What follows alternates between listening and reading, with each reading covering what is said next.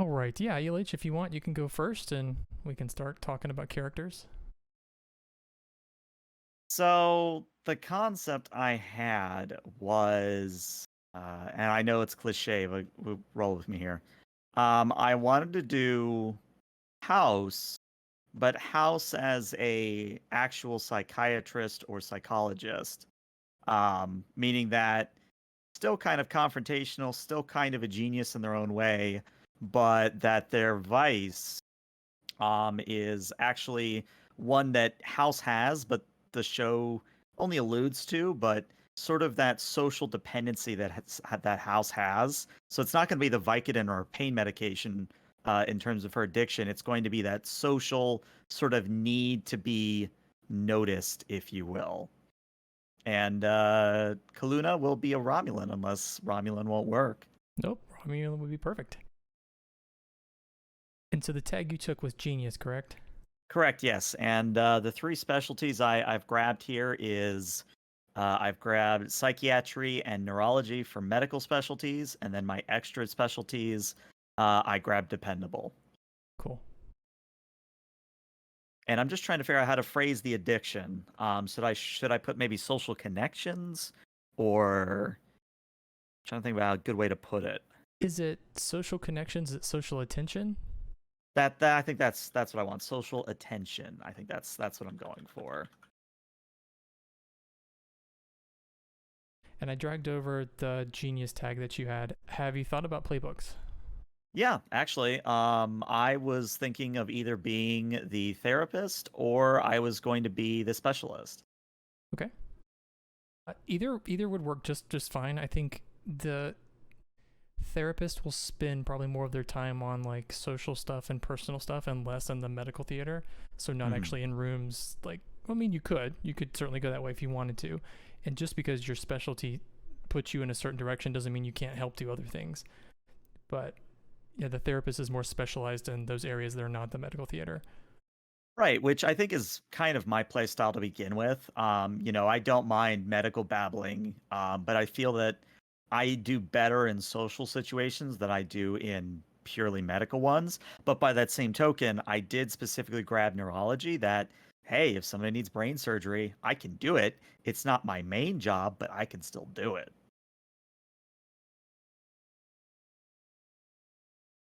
So let's see, you picked your tags, you picked your stats. Have you thought about moves?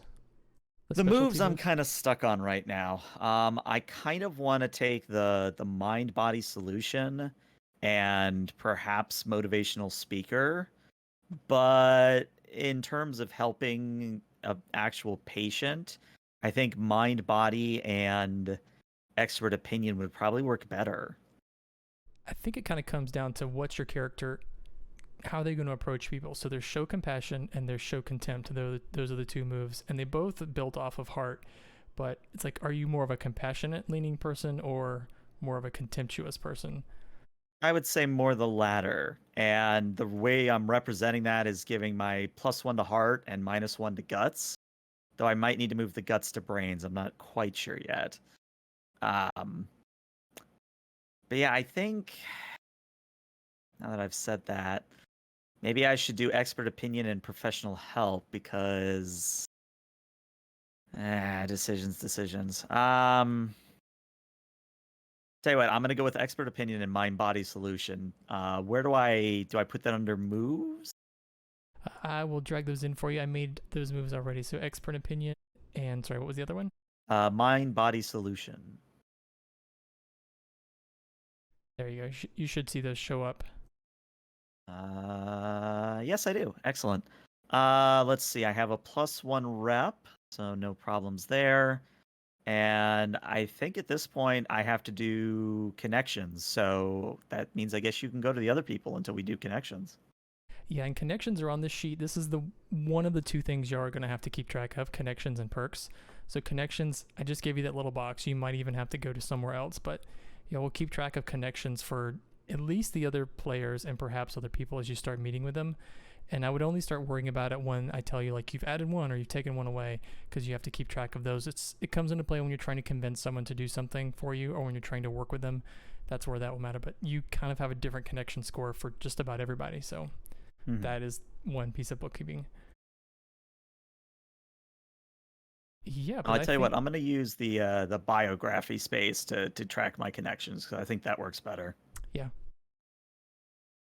Let's see, what else do we need to talk about for a therapist? I don't think there is really anything else. Oh, a rank, or are you in Starfleet? Now Because you don't that have is to be. something I was going to sort of see what everybody else did first because while being the outsider to Starfleet is a good, I think that's interesting. What I don't want to do is not be bound by Starfleet's rules, if that makes any sense. Yep. Um, and there's a small part of me that, if I need to pull rank for whatever reason, I might want to do that, but I don't want it to be the compelling reason for the character, if that makes any sense. Yeah, and this station is going to have a mix of civilian and Starfleet personnel. What I'm going to do is pick the most senior sounding character and make them sort of chief of Ward 7, which is a part of the hospital you all be working in, just so that I can have a player as like the person in charge. But it doesn't have to be by rank or anything. It would, if it comes down to where you're all civilians, I'll just pick the one that sounds like they're the most experienced. Give me 1 second then, because, well, let me ask this. What do you view as far as the whole Romulan thing? Like, obviously, Hobus has happened. But is it like Star Trek Online where they've sort of folded in with the Federation and whatnot? So we're going to go off of the Hope timeline, I think, because it's just easier, and I know everyone's familiar with it. And what happened in Hope was, yeah, there was Hobus, and what happened was the Klingons took over Romulan space. But we're going to now 2410, which is 20 years after the Hope game. Oh, sorry, 11 years after the Hope game, not quite that far. What will have happened was a large section of Romulans would have migrated across the Starfleet border, so they're technically citizens. They don't really have their own government yet necessarily. They're kind of like refugees inside of Federation space. Mm-hmm. And then there are still some that are still stuck on the Klingon side. They can get across easier than they did back during the Hope game because the Klingons have kind of chilled out a little bit. But there is still kind of a divided people that don't really have a home. Got it. And that's what I was wanting to make sure.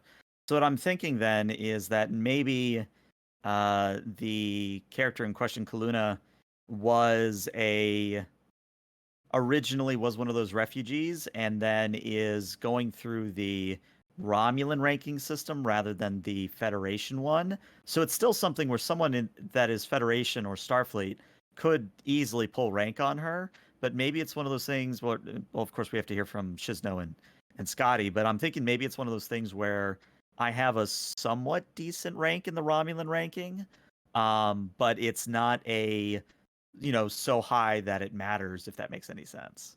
Did she actually serve in the Empire when it was the Empire? I would say yes. I would say that her ranking was either going to be probably lieutenant or centurion, which I believe the equivalent is just lieutenant or lieutenant commander, if that works. Yeah, okay. That'll Let's go work. with Just centurion because I think that sounds a little bit nicer than just lieutenant. Centurion will help me also keep track of the difference between the Romulan rank and Starfleet rank because two different lieutenants at two different levels will get very confusing very fast. Mm-hmm. Well, and by this point, it's like the Cardassian Union's kind of associated with the Federation in the same way. So it's kind of one of those. The Federation will honor whatever rank you are.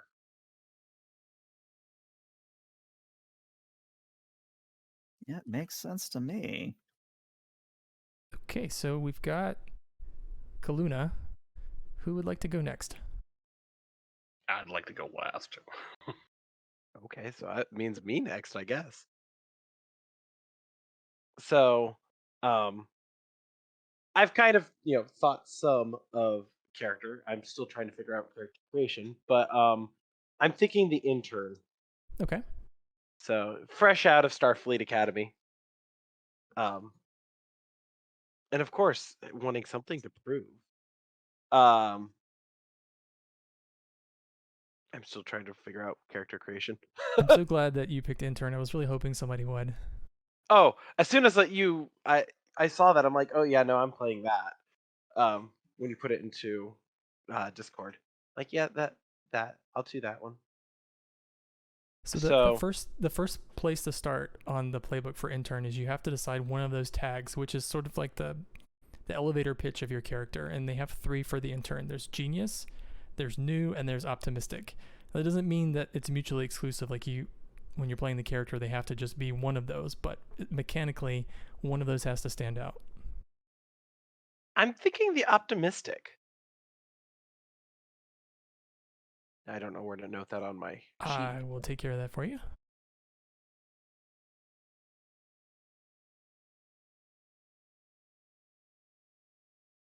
But mechanically, what optimistic means is when you show compassion to a patient, you can always take a weak hit instead of rolling. And we'll cover what a weak hit and a strong hit and a miss are when we get into play. But basically, you can always succeed if you want without rolling. You won't succeed as well as you might as if you rolled, but you won't fail. So that's very, very powerful if you choose to go that way. Yeah, I think I'm going with the optimistic. And the next is to fill in your stats. So you have a -1, a 0, a 0, and a +1.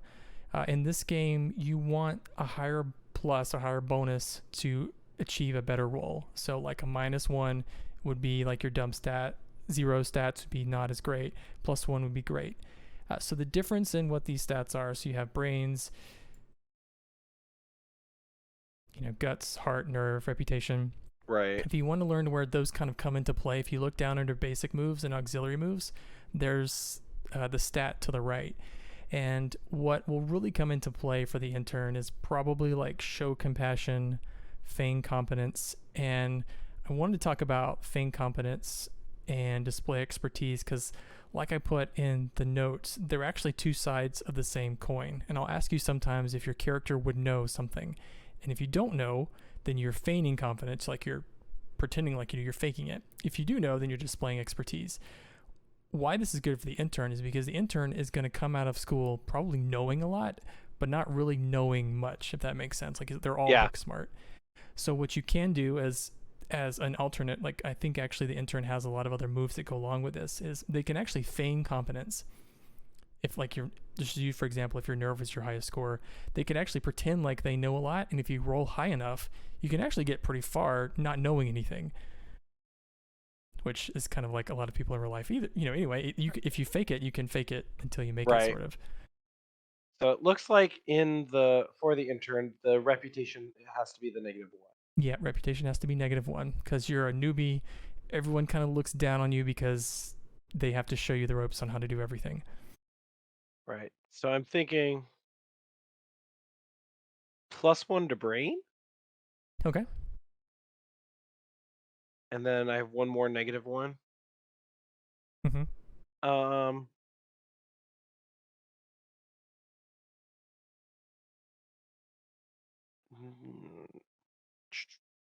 I'm thinking guts or nerve, but I don't know what the difference would be.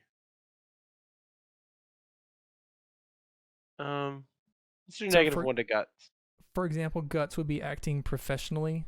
Okay. Yeah, guts would be like walking into a tough situation and keeping yourself together. Nerve would be, it's kind of what drives feign confidence. It's like nerve, it's kind of like bravery to just walk into the situation and BS everybody.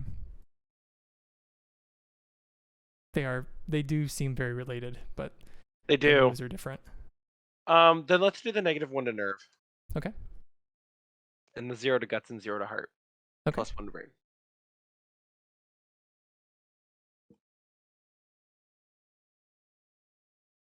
And so the next part of the intern is you have to pick 2 specialties, and specialties go in those 3 boxes: medical specialties, social, or personal. And you get 2. So they can be they should probably be thought of sort of like a focus for STA. It's a similar thing. Okay. Medical would be specifically related to medicine. Social would be related to dealing with other people. And personal would be like something in your personal life. So I pick 2 altogether, or like how? You have 2 total. Okay. So you could have, for all 3 of those categories, you still only have 2 total. Okay. It's not 2 for each. It's just 2 altogether. Then I think for I'm going to do general practice for medical. Okay. Because I can spell. Then what that means is you push 1, which means you get a +1 bonus when you're doing something in that situation. Now, to help you guys game the system a little bit, I'll give you this hint. The way that you get rid of stress, which is sort of like your damage in the system, is you blow off steam at the end of the game. And one of the ways you blow off steam is what blow off steam does, it clears the stress away. If you have a specialty in the thing that you're doing to blow off steam, you can actually clear off more stress. So if you put all of your specialties in like medical and all that, at the end of the session when you're blowing off steam to clear your stress from the day, it's going to be just a little harder. So it's kind of more of a reason to not go all in on like a medical or a medical specialty.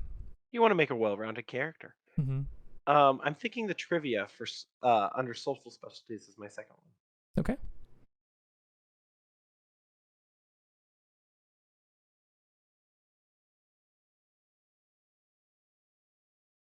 All right. Now after that, you have to pick 2 moves that are specific to the intern. And if you've got the sheet up, there are some pretty good ones here.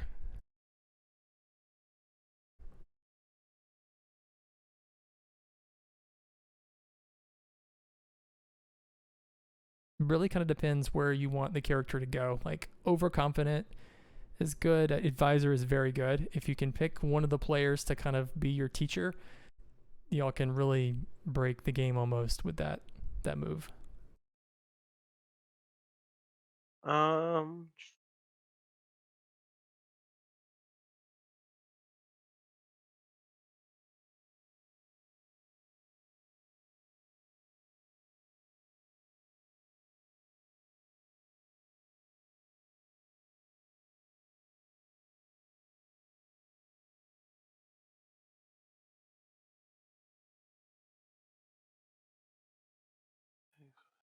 I'm just reading through them. Sorry, guys.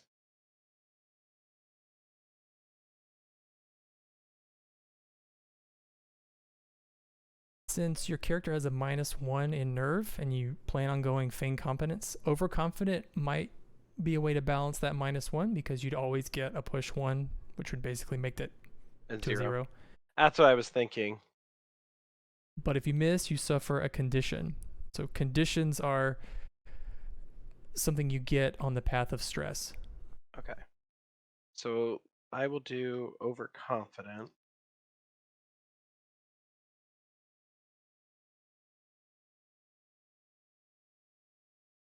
I just gave you that one.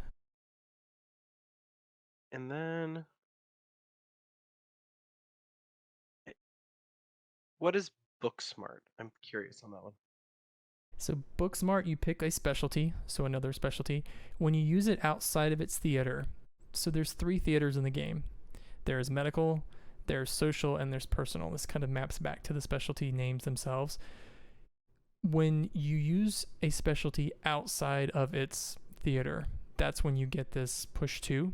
If you use it inside of its theater, you get you push -1.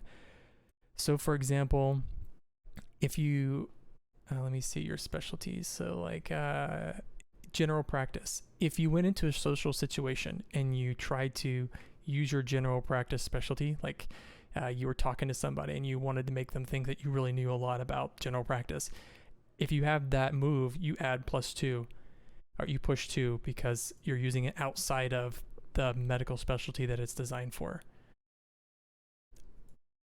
Or the medical theater, really. Let's use your trivia social specialty as an example. If you were to use that one inside of the medical theater somehow, like if you're in the middle of surgery or you're treating a patient and you somehow can think of a way to make this trivia specialty come into play, then you'll push 2, basically get a +2 bonus on your roll by doing that. But the reverse side of that is if you use that specialty inside of its usual theater, you push -1. Gotcha.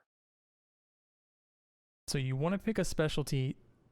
If you want to play this right, you have to think of a specialty that you can use in another theater that you'd kind of only use there. It can get a little complicated, but I think the trivia one is a good example of like a book smart in that they know lots of facts, but if they were, yeah, the -1 in the social situation is kind of the funny part. I don't know how that would relate, but if you try to like bring up trivia inside of surgery, like maybe that would be helpful, but that would push to if that was your selected specialty for that move. Gotcha. Mike, I was getting confused by the numbers. I'm thinking advisor actually for the intern would be smart, just because I am fresh out. I might as well tail behind somebody to learn as much as I can. Okay. And that changes every session. So Every session. So reading it for everybody else, what his character will do is at the beginning of every session, he'll choose a theater, medical, social, or personal, and one other player to act as his advisor. He'll tell that character that they'll act as if they have a connection +3 with a character in that theater for this session. And at the end of that session, that character, the person that advised him, will get a +1 reputation if they help them succeed in that theater.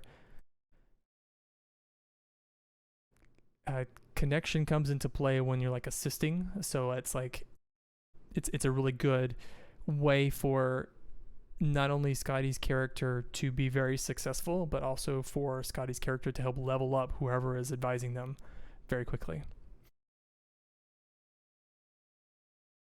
we can get a lot of things done. But with that picked, the next thing is your character's addiction. Now, it doesn't have to be like substance addiction or anything terrible, although that's kind of the juicier part for drama, but it needs to be something that they can fall back on and then something they can also sort of challenge when it comes time.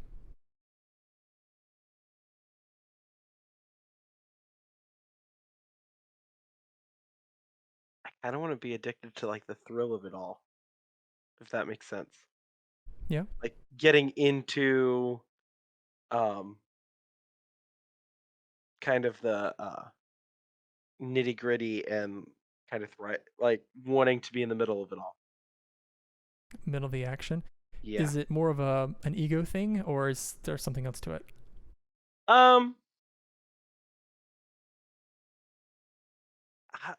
I don't know. It's kind of like I'm thinking of it like kind of adrenaline junkies in real life. How there's always going to be somebody like going after uh kind of the adrenaline high.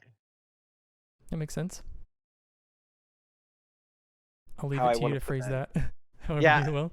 How I would put that in words. I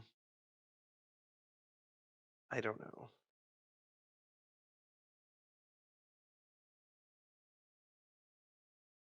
Addicted to the thrill of chaos. Yeah, addicted to the chaos. Yeah.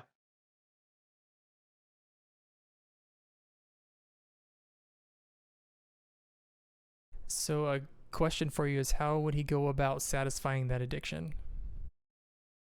Kind of one of those when we get like I picture it like when it's red alert and we have a whole bunch of people coming in, like getting into the middle of it all. Okay, that And makes sense. And does that affect his personal life in some way? oh yeah, because he'll drop everything to go in the middle, go and satisfy that thrill. Cool. All right, I think that takes care of. Is it pronounced Kalia? Yeah, but I figured it'd go Cal. Cal. Okay. All right, which leaves Bob. Oh, come on. Say it for the viewers. I think you should say it for the viewers. You still have to try and say it at some point in time. Boma Sevasius Mixable. There you go. It's the best I can do. I am playing Dr. Boomisi Vicious Miskias Pitlick. Or Boomy for short. And what race is Boomy? He is a Ulalan. Is that the one I messed up on now? Yulian? It sounds right. Yulian. That's what it is. So have you decided on which tag for Boomy yet? It's a little bit of a toss-up because they just kind of seem like there's no middle ground. I really liked. So the closest one I liked I just took was new because he's new to Federation side of things. So Yeah. he's learning their ins and outs. Because I like for personality wise, I don't see him being arrogant and young. No, look at his picture. Right. Unless the aliens all like they just go Benjamin Button syndrome. It reminds me, I need to ask about Kyle's rank, but Boomy is a civilian, is that right? Yes. He is a civilian resident for the station. Wasn't he a doctor before he joined? Yep. Yeah, he was.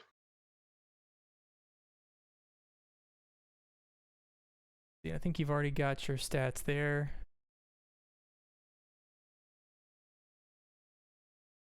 So you have your reputation at -1. I think because like he's not known within the medical field of like Starfleet side of stuff. So. But I And think he's you a can long way have. from home. I think it says your reputation must be a +1, unless there's something that altered it. It says I have a starting reputation of +1, so it's just a 0 then. He shouldn't have had a -1. Assign stats to your current order. Oh, yeah, okay. Yeah, everything starts at 0, and you assign those 4 to brains, guts, heart, or nerve, and then your rep becomes +1. I think. Yeah, I think you need to take a -1 on one of the other 4 stats. Yeah. I don't know which would be a good one to take.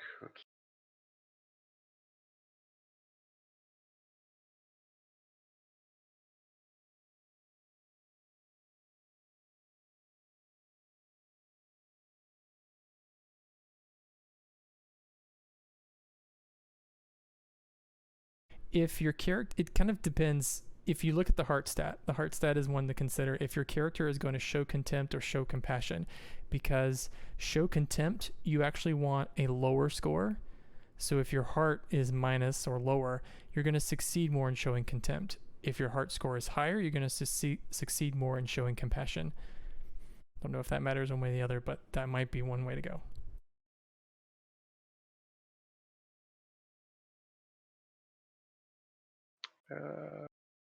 I've did in guts just because it's a new system he has to learn. So okay. Maybe that's the pressure of all the different changes of like regulations and procedures, from what he's compared to normal day stuff like that. Sounds good. And you picked some specialties here. Let's see, you get 2 specialties. Did you pick any moves that would have given you extra? I haven't gone to moves yet, actually. Okay, so you'd have, of the specialties that you have listed, you need to just pick 2 and you have to drop the rest.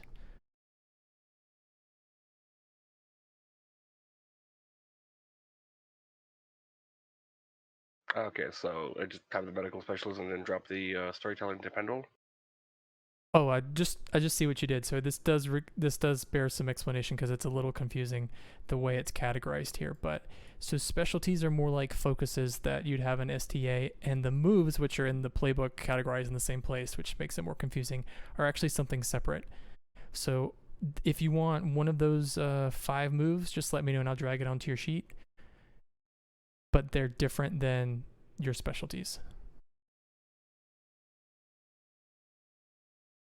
So like using an example, a good specialty that you have, or yeah, good specialty you have under socials, like storytelling. But like white coat, if you wanted to pick that, that's a move that would belong somewhere else.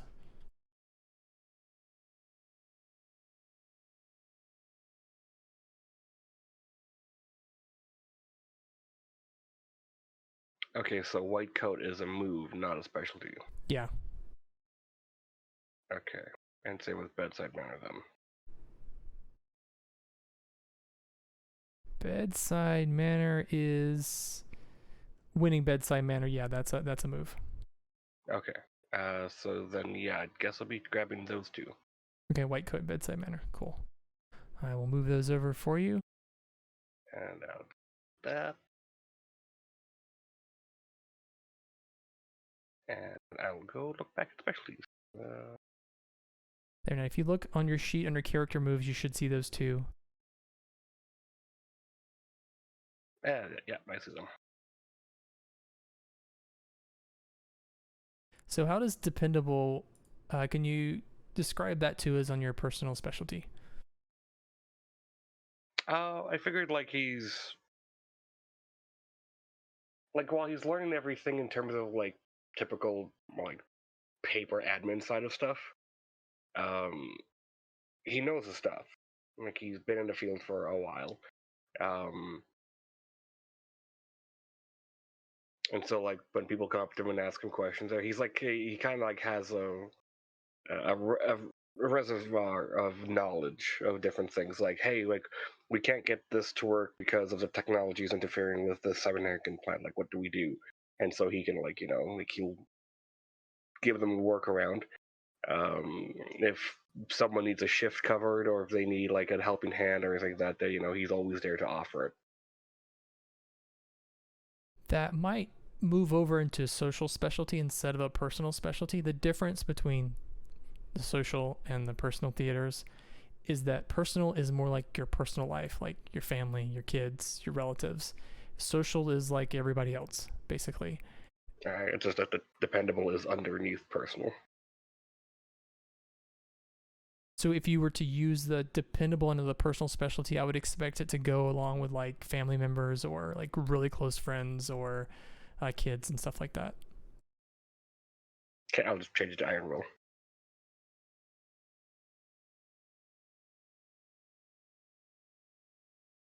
So also the next it looks like is Boomy's addiction.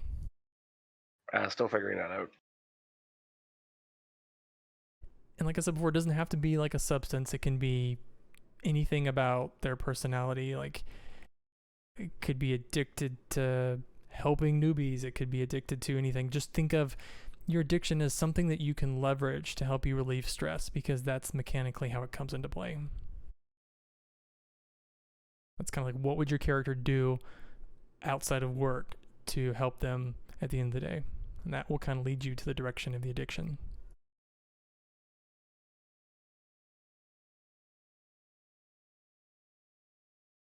But I think that covers us with Boomy. Just taking a look. I think he looks good.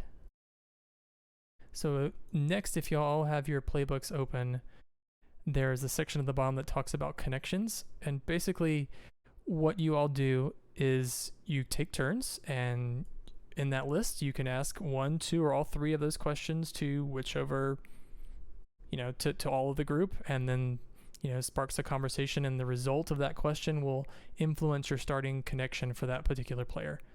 So since we haven't heard from ELH in a while, let's go with Kaluna first. All right. Looking at my playbook here, I like this question here, and it's which one of you hasn't been doing your exercises? And I take that to mean perhaps not literally exercise, but perhaps something where, as a therapist or as a leader of the ward, she's told you to do something and you just haven't.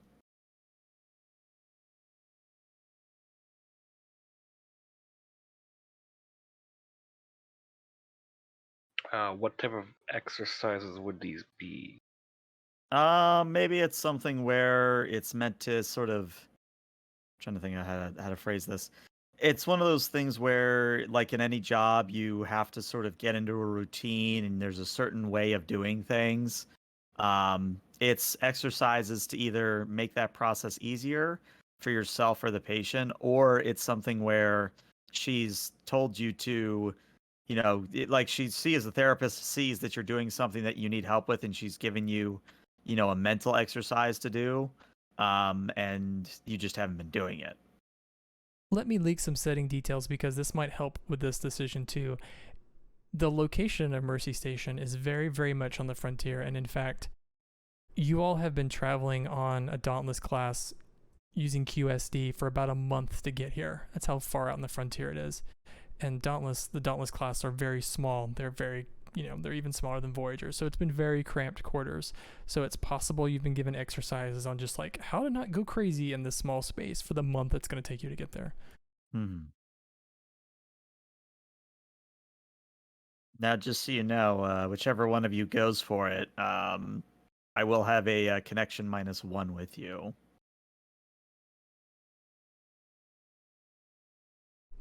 I guess a little more clarification on what a connection score means. It's just describing how well you know that person. It doesn't necessarily mean that you don't like them. So a lower connection score just indicates that you haven't cracked this person yet. You don't understand them. Because you can actually have a high connection score for someone you don't like. You just know how to like push their buttons, or you know how to get things done with them. I'll say Dr. Boomy, just because he's adapting, and so there's a lot on his plate right now to learn, and he's getting it. It's just he's judging some smaller things to be more on the further down the list to deal with. All right, that's my first question. Do you want me to do all the questions at the same time or just one by one? Why don't we rotate so we can keep everybody moving? Scotty, why don't you pull a list off of Cal's sheet? And the connections at the bottom, you can ask one of those questions, and optionally, when we get back around to you can ask more, up to 3 if you want. But just pick one of those for now. I like the which one of you feels pity for me? Not Boomy.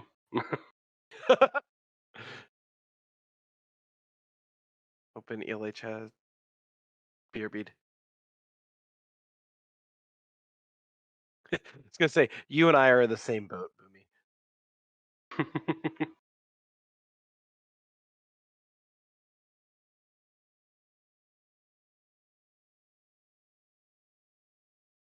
Now, will we, while we're waiting on ELH, have like a connection score with like NPCs too, or just within us 3? To start out, just with you 3, but you will definitely have connection scores with NPCs as the game progresses. Okay. When I talk about the setting and where we're starting out, you're all arriving to the station as the game starts. So you're going to be introduced to a lot of new people that are already on the station. Gotcha. All right, how's that for an addiction? I don't know. Oh god. Well, yeah, that'll be interesting. I love it. So question, is it folk opera or just folk music and then separately opera? And opera, yeah, so it could be either other. Oh, that'll be interesting. And what kind of folk music? What like that as a musician that opens my brain going, "Oh my god, there's so much that falls into that." Oh, this is definitely on his playlist. Oh my. Now I gotta Oh my listen. god. Okay, I'm gonna try to save that track so we can play it into Foundry. Yes. Oh, this is a compilation. So there's 40 minutes worth of different yodeling.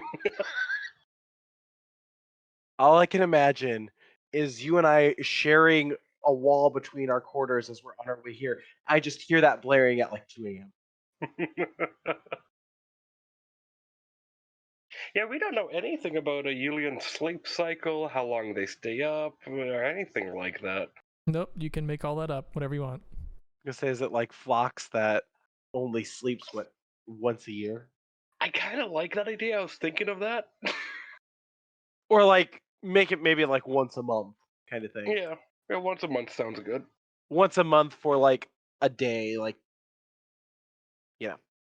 So ELH, Scotty had a really great question off of his connections for Cal. which one of you feels pity for me? Yeah, I think I think Kaluna would definitely, yeah. That means for that character, write +1 for the connection. Nice. Now that was gonna be my question because the neighbor was at my door, so I had to go talk to them for a bit. But is that something where we both mark the connection, or is this a one-sided thing? It's a one-sided thing. Okay. So I write it, or does ELH write it? ELH writes it. It's ELH's connection to you. Gotcha. Oh, I had it backwards then. Okay. So let me write that down. Oh, So all right. So I gotta write that down then too. yeah. All right. So that is condition +1. Oh wait, you know what? then. I might have that wrong. Let me think. Let me read this again.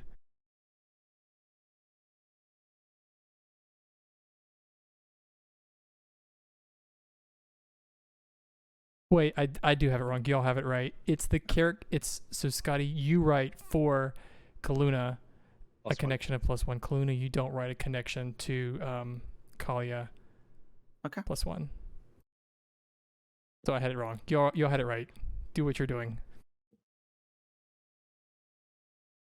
All right. The connection exercise just describes your connection to the player that responds, not their connection to you. I could see it going either way on that situation. I think it was just vague enough to trick me, but not enough to trick you guys. Very good. Moving on to Boomy.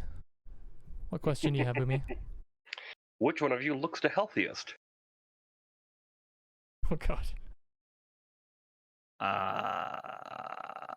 I mean, I'm not like emaciated, but Well, I'm like, I'm fresh out of Starfleet Academy, so I guess I'm probably the youngest and most vital spirit, but healthiest.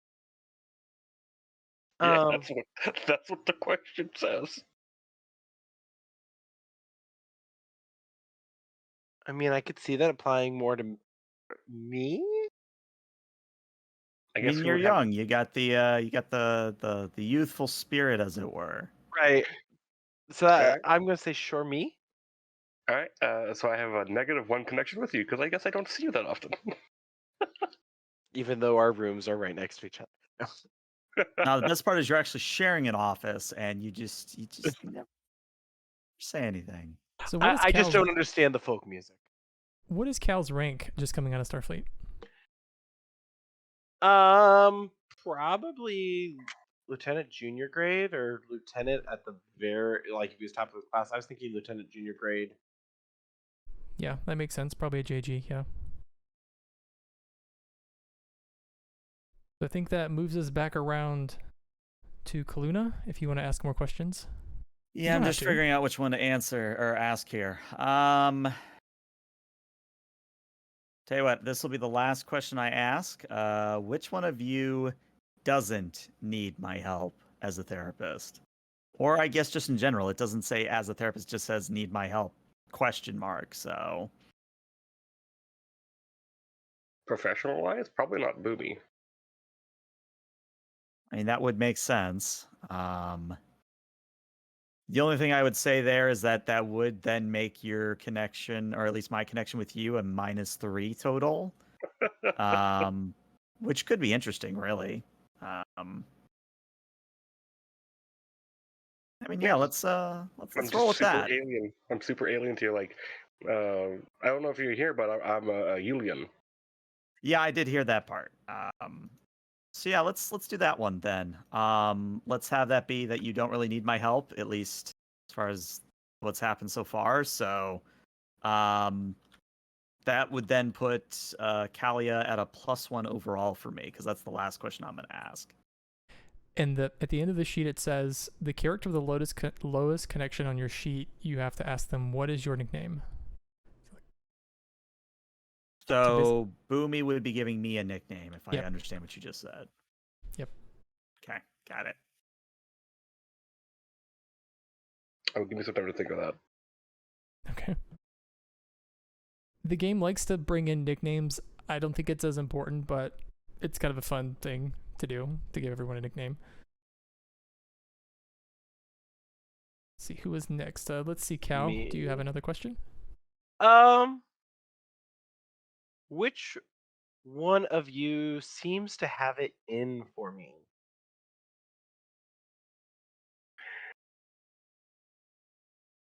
Honestly,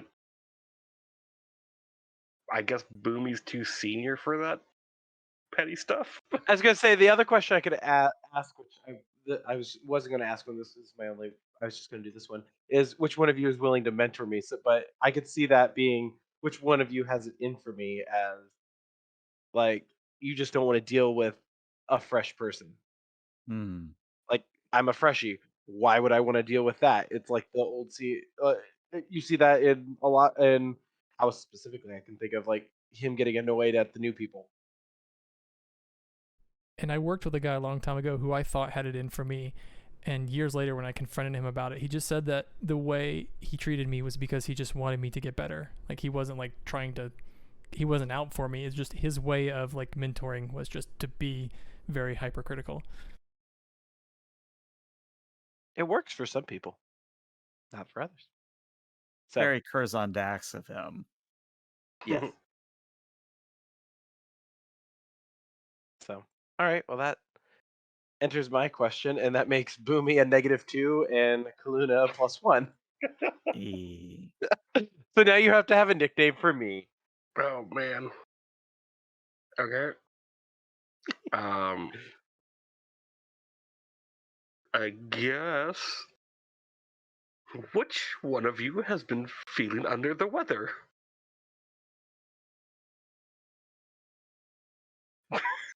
yeah, I don't know. Well, we have the lieutenant junior grade is the healthiest, so I'm assuming Cal. That's going to be you. Yeah, Kaluna's probably feeling under the weather. Sure, why not? Let's roll with that. Well, it's probably one of those like you've bounced around so many times that you're just kind of like I'm done with it. Hmm. Like I can see under the weather being not like physically sick, but just mentally drained. Yeah, I like that angle. Yeah, I like that. And we know that Vulcans have a heightened sense of smell. Do Romulans? Because you've been in close quarters with, X number of people for a month. I mean, I would imagine they're basically the same. They're just sort of offshoots of the same common species, so I would think so. So that means that I have a +2 Hmm. with Kaluna. So I think that what puts me at 0? Because wasn't I -2 already with you? Well, that was on your end because you don't understand me, but I apparently have a better understanding. GM. Yeah, you will not have complementary connection scores almost Okay. ever. So like it's okay for Cal to have a higher connection to like Boomy, for example, and for Boomy to have a low connection to Cal. And that's just Cal like seeing something in Boomy that Boomy doesn't return. Boomy's like, hey, this kid, whatever. But to Cal, it could be like a father figure. Alright. So nicknames. ELH, Megamind. Sure. Oh god. Why not? We're now supervillain. And for Scotty,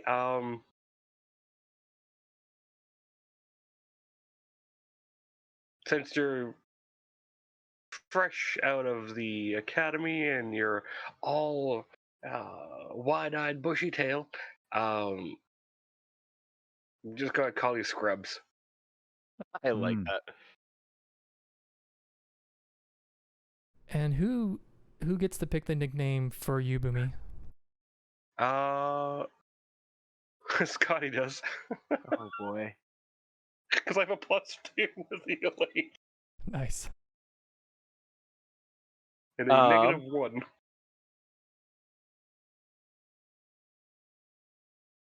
I'm just gonna call you old man. Okay.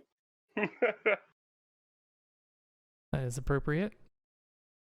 So I think the last thing before we get into the game is I need to decide which one of you is going to kind of be the chief of the ward, so like the most senior. And I think that comes down between Boomy and Kaluna. But I wanted to ask y'all if you had a preference first. I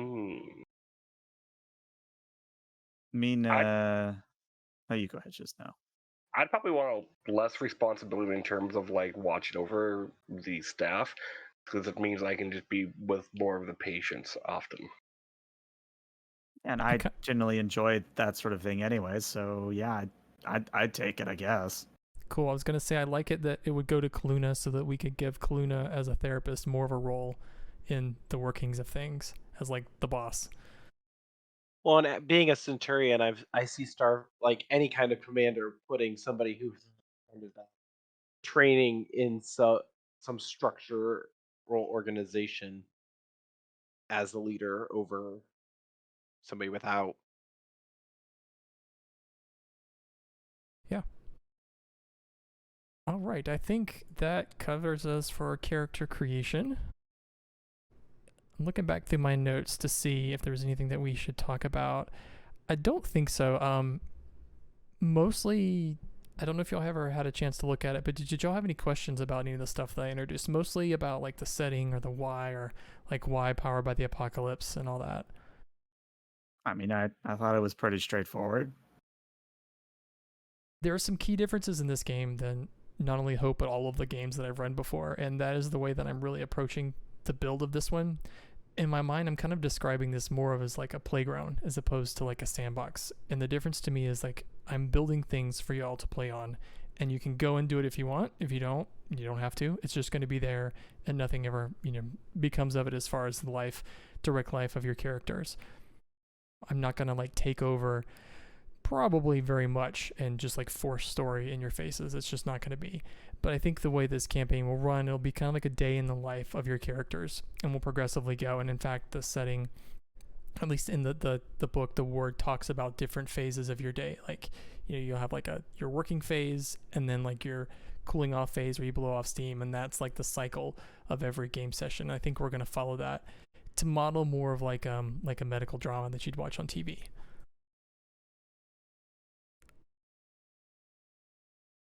A little different, and I think I wanted to call out too that I'm going to really plan for fun over realism, which means I'm not going to harp on too many like details on like medical stuff at all. I'm just going to go with it. And if y'all come up with a solution that is crazy but you roll high enough, then that's the thing. And I know I said it before that like I'm going to turn over a lot of narrative control to y'all. So if you invent something, you roll high enough for it, that's the truth. That's the thing. And we'll just go with it. The cool thing about Powered by the Apocalypse is that you share a lot of narrative control, the GM does, with the players, so it's like both of us telling the story. I guess some mechanical stuff to talk about. The rolling is very simple, and in fact, y'all do all of the rolls. I don't roll anything, which is great. On your sheets, though, whenever it comes time to do a move, first of all, when you're describing what your character is doing, don't necessarily think about it in terms of the moves that are on your sheet. That's my job, is to tell you which move you end up having described to us. But think about what your character is doing, and when it comes time, I'll interrupt you and say, hey, you know what? You just did a display expertise. Let's do that.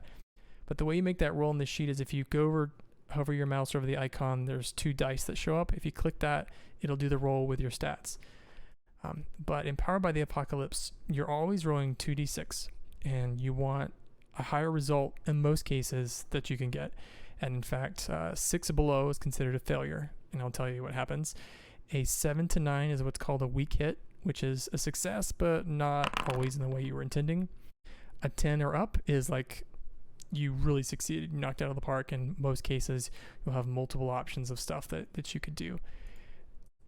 What's also different about rolls here in this system than in like 5th edition is that the rolls in Powered by the Apocalypse usually describe a whole scene or a long period of time.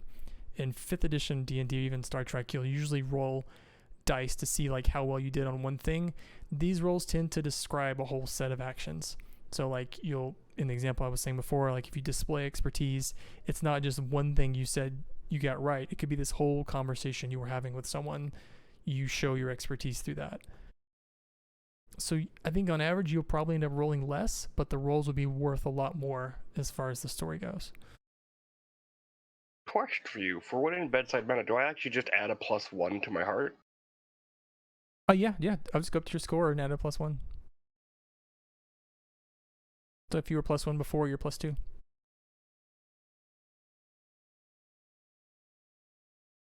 sometimes the rules will talk about hold, like hold 1 or hold 2 or hold -1 or anything like that. The way that works is on your next roll, you will apply that bonus or penalty to your roll, and in your sheet under the moves tab, don't select it, but just like directly under it, there's something called forward. And if you set it to that number, the next time you do a roll, it'll apply that and then move it back to 0. Okay. But I think that is enough housekeeping. Yeah, for now. So actually, let's get started with the game.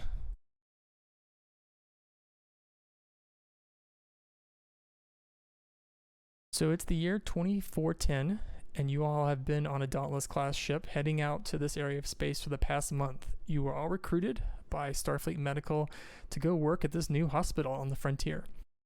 The short of it is, you've been told there are 2 species, the Holdar and the Telfi, who have been at war pretty much the entire length of their recorded history.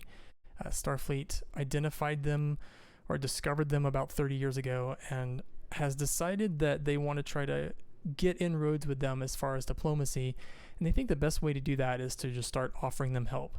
And luckily both sides have agreed to accept this help, and Starfleet has hastily built a hospital station all the way out on the frontier in the adjacent system to these two species.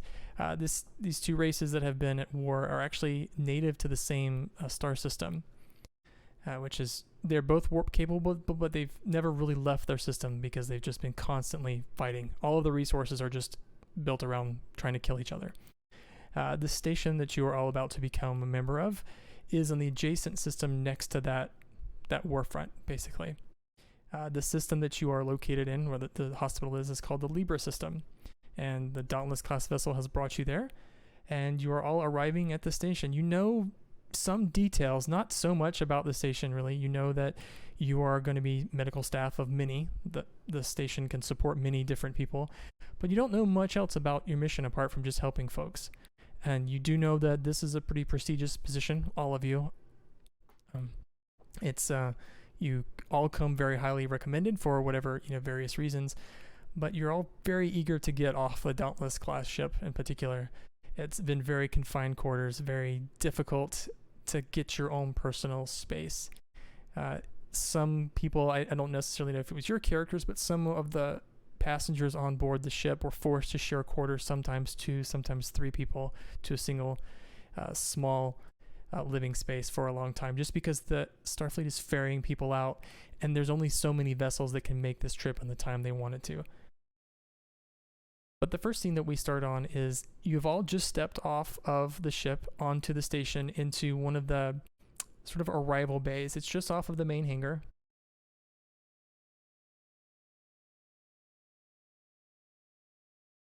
There are crowds of people in this arrival area. So there's several other starships that arrived at the same time as your ship.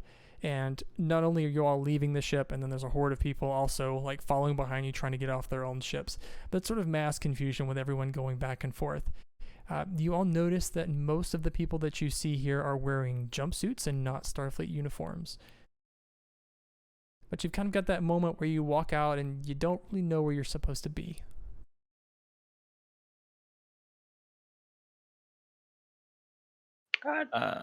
You go ahead, Chisno. Oh, this guy was just gonna look around and fumble for a second, trying to pull out all those pads I was given, and just look at it for a second and tap on the screen there, and a little badge icon pops up, and he goes, "It looks like you're lost. Do you need a helping hand?" And I just tap it, and brings up a childlike map of the whole station. He's like, "The hell is this?" Just looks at me for a second. I think Kaluna, seeing you do this, kind of over your shoulder, looks down and goes, "Ah, I see you have the Badgie program. Yeah, what are the ensigns said it would be a good thing to have, especially since I'm new to this area. So, I don't know what Ensign told you that, but the last time someone ran the Badgie program kind of ended with Badgie trying to kill everybody. So take that as you will. It's on a pad in the screen. It can't kill me through the screen. You would be surprised. Oh, Jesus, where did you come from? There. I just point to the ship, kind of smirkily, as I walk into the lobby area that's over here, to find a path or to find a wall panel that no one's using, to figure out where we need to go. And then about this time, Boomy, you look up and you see a young Trill female. She's probably mid-20s. And she walks towards you. You notice that she's wearing a red command uniform, and she actually has an ensign pip on her collar. She's got brownish hair that she's wearing pulled back. She's got a big smile on her face, and she approaches you and she says, you look lost. New arrival, right? Oh, I may have been lost, dear, but I think I've been found. Yes, new arrival. Yes, indeed. And she pulls up her pad. Could you give me your name, please? He just smiles. Yes, I am Dr. Boomy Vicius Miskias Pitlick. Boomy for short. Her eyes kind of go wide, and she says, well, Dr. It's very nice to have you on the station. He does, he has his tongue sticking out a little bit. He just bites on his teeth with a smile as he, just kind of chuckles as she tries to say his name. And she holds her pad up and she's looking. She says, well, let's see if I can find. Well, this has got to be you. Let's see. Ward 7. Oh, great. First shift. So, well, you don't actually even have much time. It's currently 0530. You're supposed to be on duty at 0700. That's plenty of time. Let's see. And she looks over at you, Kaluna. Are you also looking for where to be? Yes and no. I was told Ward 7, but I have no idea where that is on the station. Okay, and what's your name? My name is Centurions Kaluna, or Cal for short. Centurion Kaluna. Oh, well, hello, Dr. Kaluna. You're right here. Actually, I've got you. You have a meeting with Captain Ozato in, oh gosh, about 20 minutes. We should get going. And she sees you, Cal, kind of off in the corner. She says, is he with you? Do you know this guy? I just turn around. Dr. Dial. Kalia Dial. Oh, okay. And she takes a look on her pad again. Oh, well, you're all together. Okay, well, this is going to be easy. Well, first of all, welcome to the station. My name is Ensign Delphia. If you'll come this way, I'll take you to the main turbo lift. We need to drop you, and she points to Kaluna. I need to take you to see Captain Ozato. I guess the rest of you, are you hungry? Have you had breakfast yet? I had something called a breakfast sausage and coffee this morning. I haven't had a chance to have my coffee yet. Coffee would be nice. Well, if you're lucky, there may not be a line at Greek's Diner this morning, so you might be able to get some coffee. Although, first shift, there's usually quite a bit of a line. We could give it a shot. Or you might be stuck with replicator coffee. Not my favorite, but that's what we got. You would be surprised. I have had worse than replicator coffee. Have you ever had instant? I'm not familiar with instant. You'll have to tell me more. And she's kind of, as she's saying this, she's walking you towards the turbo lift. She leads you towards the center of this deck, and it's kind of a maze to get from the docking port where you walked out to the central turbo lifts. But as she's talking, more about the history of the station, sort of like what I've already talked about how Starfleet rushed construction and everything. And she's very cleverly maneuvering her way through the crowds of people. You can tell this is probably something she's done a lot, but she hasn't lost sight of any of you as she's shepherding you to the turbo lift. And I think as she's making a comment about how hastily things are constructed, I'm just looking around going, yes, I do hope we never have to deal with an emergency that would require us to get from place A to place B in a rapid fashion. Usually Starfleet's a little bit better constructed than this. This strikes me as a maze. Well, Doctor, fortunately, I don't think you'll have to be here this much. We also hadn't really planned on so many ships arriving at one time. We've got a lot going on, but hopefully we'll get all of this organized very soon. Well, I just hope so that it's sooner rather than later. If I understand the war situation next door, and I kind of look through my pad. Are we Are we expecting any refugees or patients anytime soon? For that, you'll have to ask Captain Azado. That's not my department, unfortunately, Doctor. Fair enough. Then I suppose I should take this turbolift here. Just tell me where to go and I'll find my way, and then the rest of you can go get something to eat, I suppose. Of course, and she stops you all at a bank of turbolifts in the center, pretty much the center of the station. And there's about 8 turbolifts surrounding a core, and she points you to one turbolift, and she says, "Now, Doctor, all you got to do is ask for Blue 2. She's in section A3." Blue 2, A3, got it. And she says, "And then you two, Misfits, if you'll follow me, we'll see if we can find something to eat before the start of your shift." Sounds delightful. Lead the way. Sounds absolutely delicious. Some people start to go push past you, Kaluna, to get to your turbolift, but Delphia actually stops them and she says, "Nope, nope. Doctor's got to get somewhere on time. You can take the next one." And they kind of give her a look, but before they have a chance to respond, the doors to your turbolift close, Kaluna, and you have the turbolift to yourself. I think I just let out a, not a like a depressed or angry sigh, just sort of a general, just exhale that's a little bit longer than usual. And then I just sort of fold my arms across my chest and wait for the turbolift to bring me where I'm going. And as the turbolift descends, because you're actually in gray sector, and it's going down to blue sector. And this is a good time to mention the Lacar's terminal. If you look on your navigation, you're currently in the hangar. You guys can hop over to this LCARS tab whenever you want, if you ever want to see the layout of the station. Oh, fancy. That is actually really cool. I'm going to move everybody here so that we can see it. So you all came in at gray sector. That's where the main hangar is and all of the boarding stations. You're moving down to blue sector right now, Kaluna. Blue 2, actually. So the station is divided into sectors. Instead of saying like deck 200, for example, you typically give the deck that you want in the particular sector that you want. And they're all color-coded to the kind of stuff that happens on them. So gold sector at the top is typically where command functions happen to run the station. You guys probably won't go there that much, honestly.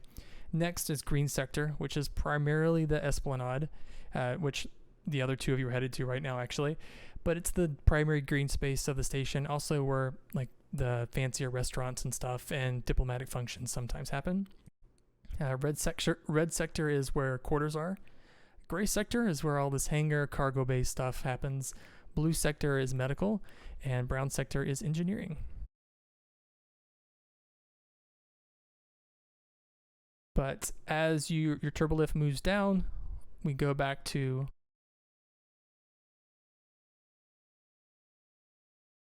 the hangar, and Delphia is standing there waiting for the turbolift to take you, Boomy, and you, Cal, to get something to eat. But she's kind of standing there, tapping her foot, just watching people go by.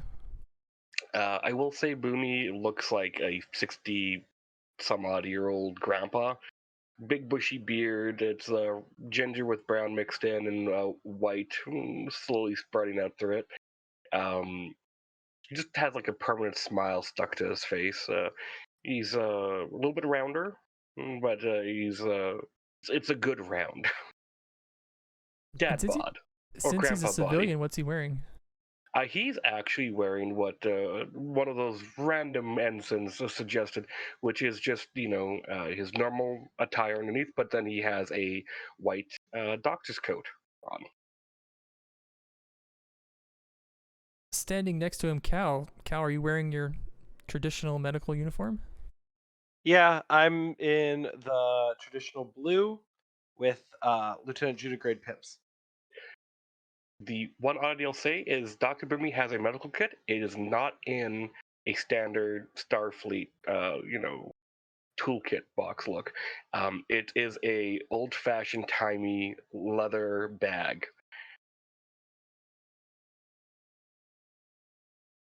The turbolift doors open, and Delphia kind of motions towards you to get on the turbolift, and as you step on this, turbolift is probably one of the largest that you've ever been on in a station. Like, it's probably designed to hold almost 100 people. It's just massive, and that many people start crowding on. But before they do, she's managed to say where she wants you all to go. She says, green 12. And then you hear lots of other people saying, blue this, gray that, brown this, or whatever. But because she got her command in first, that's where you're going first. So everyone else will have to wait for that turbolift to come back down because green sector is all the way at the top. But as the turbolift is going, she kind of, she just kind of stands there. She's kind of used to this. This is her day-to-day.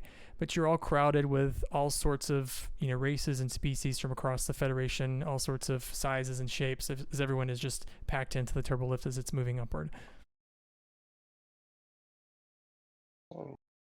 Quite fascinating. How many species are currently aboard the station?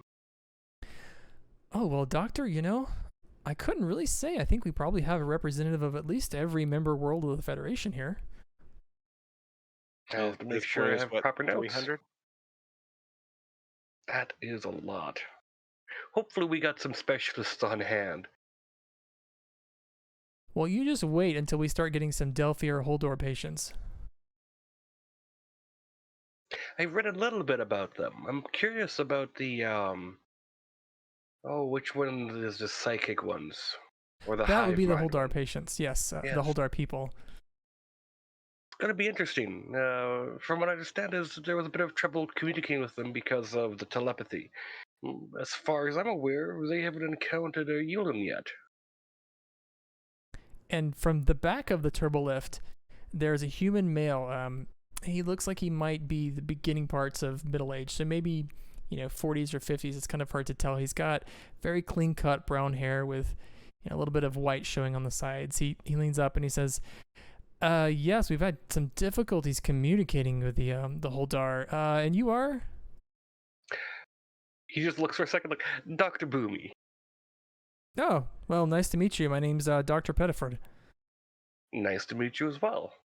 And this right here is it Doctor? Yeah, Dr. Dial, right? Yes. Dr. Dial Doctor. or Dr. Dial. or Dr. Cal will work to fresh out of Starfleet Academy.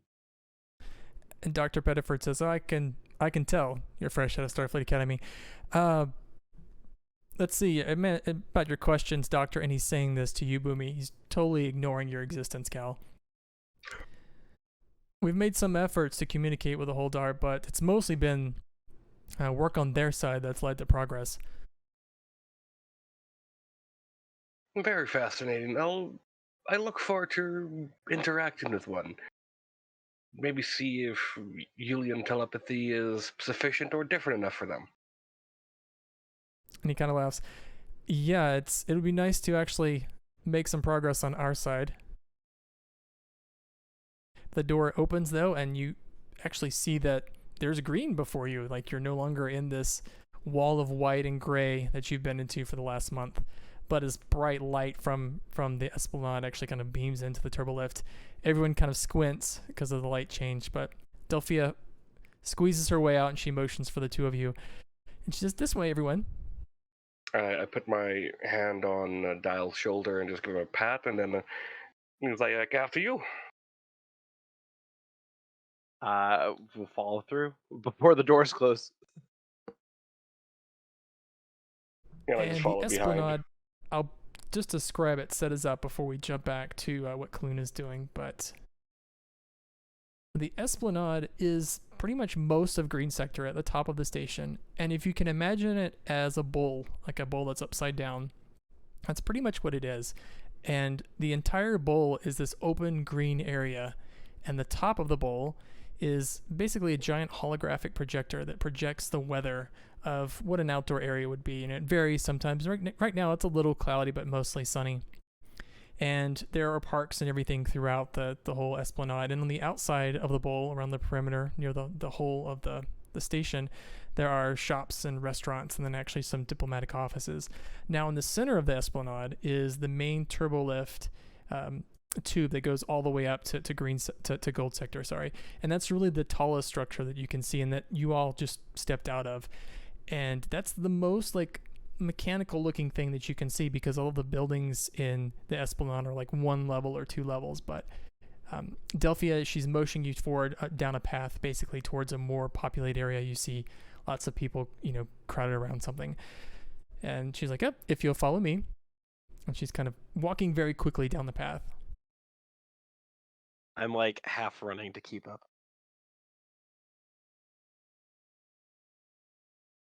I'm doing okay.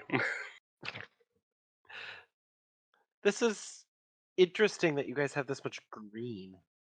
Was not what I was expecting coming out this far. And she's still moving quickly, but she kind of turns back and gives you a kind of a crooked smile, and she says, "Yes, I forgot. You've been on one of those tiny ships for so long." "Well, yeah, the Starfleet engineers designed this place to be a good place to go to unwind and get a bit of a change of scenery and everything. These plants are not holographic. Most of them were carted from Earth and some from Vulcan. Yeah, these are native species that are alive. They water them every day." Interesting. Be And she's interesting kind of to see how all the water cycles through the station. And she says, "Well, I'm no engineer. I've heard it's quite a remarkable feat. This is one of the most advanced hospital stations ever constructed." And she's kind of got the whole tour guide thing going on. And she says, "Now, we're currently coming up on 0600. The station operates on a 30-hour day. Each shift is typically broken up into 10 hours. And you two," and she kind of looks back to you, Boomy, as well.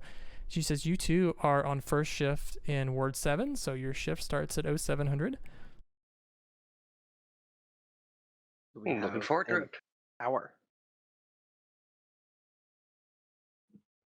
Is there any place you can recommend around here to get a quick bite? And she says, "Yes, actually, we have facilities for several restaurants that will eventually be in service. Currently, there's only one, Greek's Diner, which is where we're headed now. Unfortunately, because it's the really only functional restaurant, it's also the most popular. So we might be in a little bit of trouble." And she motions up to the crowd. "We do have other facilities that there's the Red Nebula, which serves drinks mostly, but they're not open. They're open later." Man, somebody should open up a breakfast joint. They'd make a killing. She says, "Indeed, I heard there's some kind of petition for other restaurants, but I'm sure more will come. Getting the station operational is our first priority." And as she walks you down the sidewalk, you see a large crowd of people standing around the small diner that looks, the exterior is very shiny, built out of like some kind of shiny aluminum. But what everyone is paying attention to and what your eyes are immediately drawn to is the sign on the front of the door that says "Closed temporarily." Well, that's not good. And she says, "Well, that's going to ruin everybody's day." Well, I assume the station has some replomats. He says, "Yeah, well, let's turn around and go back to Blue Sector and let's see if we can find you a replicator."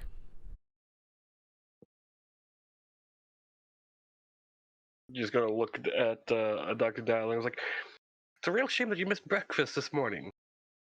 Coffee and sausage links were really good. First time having them.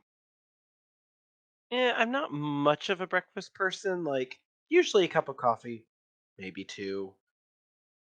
But I usually wait till lunch to eat. Kind of have to To get be used to a young again. 30-hour day. I've always done that. Always skipped breakfast. Yeah, might have to set you up for a full physical just to make sure everything's on track for you, even as you get older. Yeah, I've passed every physical thus far. I mean, Starfleet Medical, you kind of become the guinea pigs for a lot of things. Well, if I know my information at least decently about your species, your metabolism will slow down at a certain point the older you get, and then you'll be able to skip breakfast. You'll have to have longer sleeping schedules. Yeah, I have a couple of years before I have to worry too much about that. I just smile. Give him like a slap on the back, like a friendly slap on the back. I was like, okay, let's go get you some coffee then. Delphia Yeah. says, "Well, whatever you're doing, Lieutenant, I think it's working for you." He just looks at her and gives her a smile. I just kind of like blush and move on. And with that, we transition to what's going on with Kaluna. So Kaluna, you've made your way down to Blue 2 and followed the instructions, Section 3, Section 3A, which is pretty much right off of the turbo lift. And you see the sign next to the door says Captain, and then it also says Doctor Sos Azado, and it says Chief of Staff. So you know this person you're about to meet is the one that's in charge of all the medical staff in the station. She's kind of the top boss, as it were, under basically the Commodore, who's in command of the whole station itself. All right. I think I would chime on the panel next to the door, just so that it's not me randomly walking into their office. And immediately when you chime, the door opens, and you hear a female voice inside, and she says, "Oh, please come in. Please come in." All right. So since everybody else did it, I'll describe a little bit about Kaluna. So Kaluna is Romulan. She kind of has the stereotypical pointed ears that you might find on a Vulcan or a Romulan. She's wearing a Romulan-style civilian V-neck dress, and also has quite a number of freckles, both on her face and throughout her body.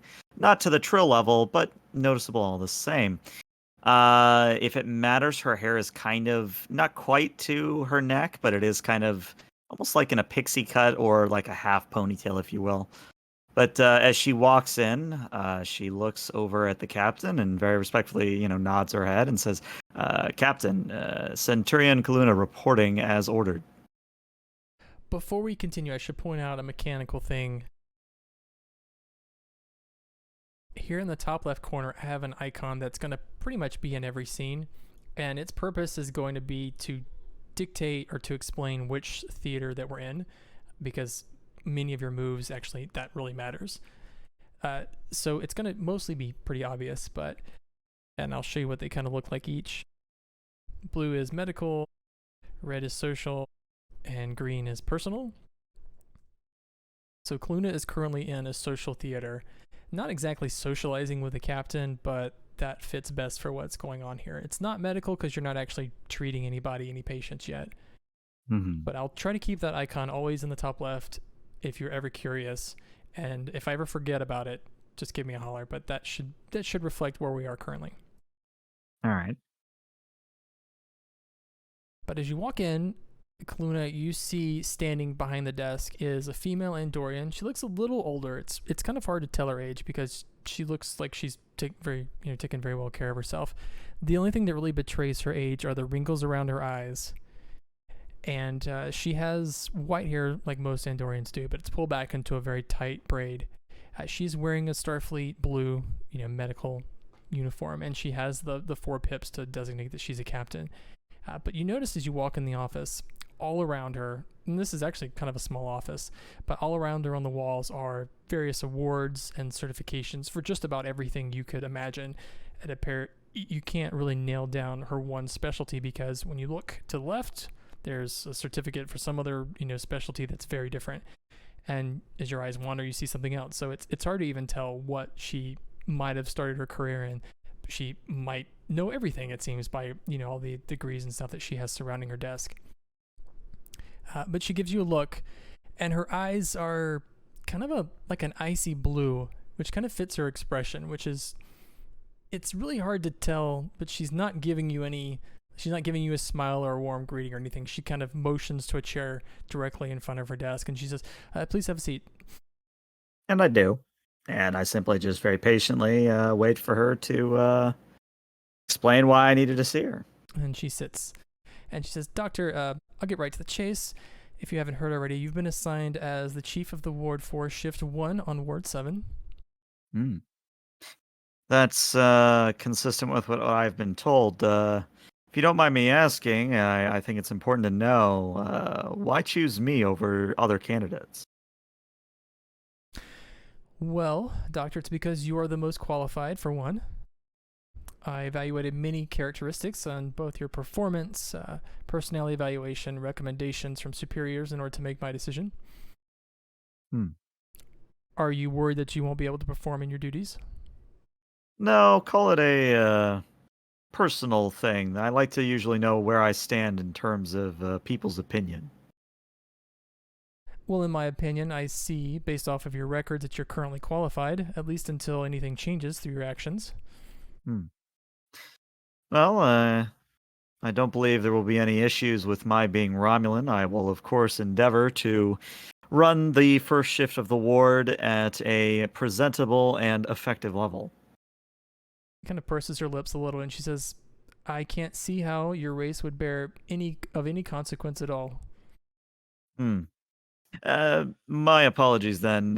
Coming here on, Lord knows, what was that ship called? The USS, I don't even remember, but the ship that I came on was a Dauntless class and was full of individuals that not didn't have the best opinion of Romulans, let's put it that way. She kind of raises a very perfectly manicured eyebrow at that.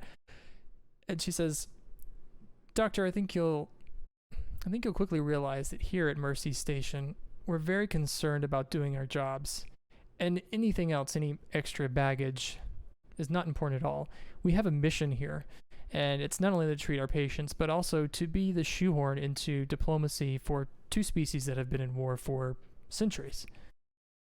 That is Of course. much more important than what a person looks like or how pointy their ears are. Don't you agree? Oh, I wholeheartedly agree. Pay it no mind. I simply like to observe things, and I know I sometimes pontificate. But more to the point, then. And she kind of looks at her pad. I don't seem to have the information here. Are we expecting any vessels from the war zone anytime soon? Are we expecting refugees? It would help to know such things. And she says, well, we don't have any schedule, of course. War operates on its own timeline. Hmm. I believe that we've been told from the Telfi Diplomatic Center that we should start to expect patients as soon as next week. Of course, unless something changes. I see. Then, if I understand correctly, we are still very much treating incidental problems. We are currently staffing the hospital, as your arrival is also a part of. You'll find that Ward 7 first shift is a little undermanned, but I think that will complement the amount of patients that you have to deal with. Third shift should be ending soon. You should probably get your, your report from Dr. Rindak. We'll have probably good for you to catch up on. He's been here for quite a while. Very well. Is his office easy to find, or can I rely on the lovely computer system to guide me there? She kind of smiles. His office will be your office while you're on duty. I see. Well then, unless there's anything else, Captain, I will get right to it. And she stands up. Very good, right to the point. I like it. And as she stands up, she kind of moves a little to the right when she got out of her chair. And you see just behind her chair, there's a shelf that it's kind of at line to her desk, but it's on the wall. And on this shelf are a series of small, like, ceramic cat figures that look like they're hand painted. But there's probably like 50 of them on this little shelf. I don't think Kaluna's gonna make a verbal confirmation that she's seen such a thing, but mentally she will make a note of it all the same. And the captain notices you look at the cats, but she doesn't say anything. And she says, well, very well, Doctor. Of course, if you need anything, let me know. I'm looking forward to your report at the end of the day. Very good. And I stand up, and if she didn't want a handshake, I'll give her a handshake. But otherwise, I'm going to hunt for my office. And as you walk out of the door, you almost walk headlong into the next doctor that's coming in. Pretty much, there's a line of other people that are doing the same thing that you just did. Well, I quickly get out of their way. I don't want to impede the process at all. So next we're going to go to Ward 7, the ward where all of you will be working, because that's actually where Delphia would have dropped Boomy and Cal as well. So we're going to kind of congregate everyone to the same place here.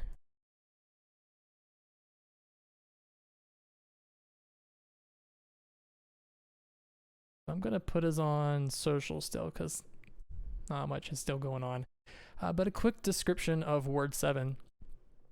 So as you're all making your way to Section 5C on Blue 12, which is where Ward 7 is, you turn the corner and it's quite unremarkable. Actually, Ward 7 is sort of a long hallway, basically.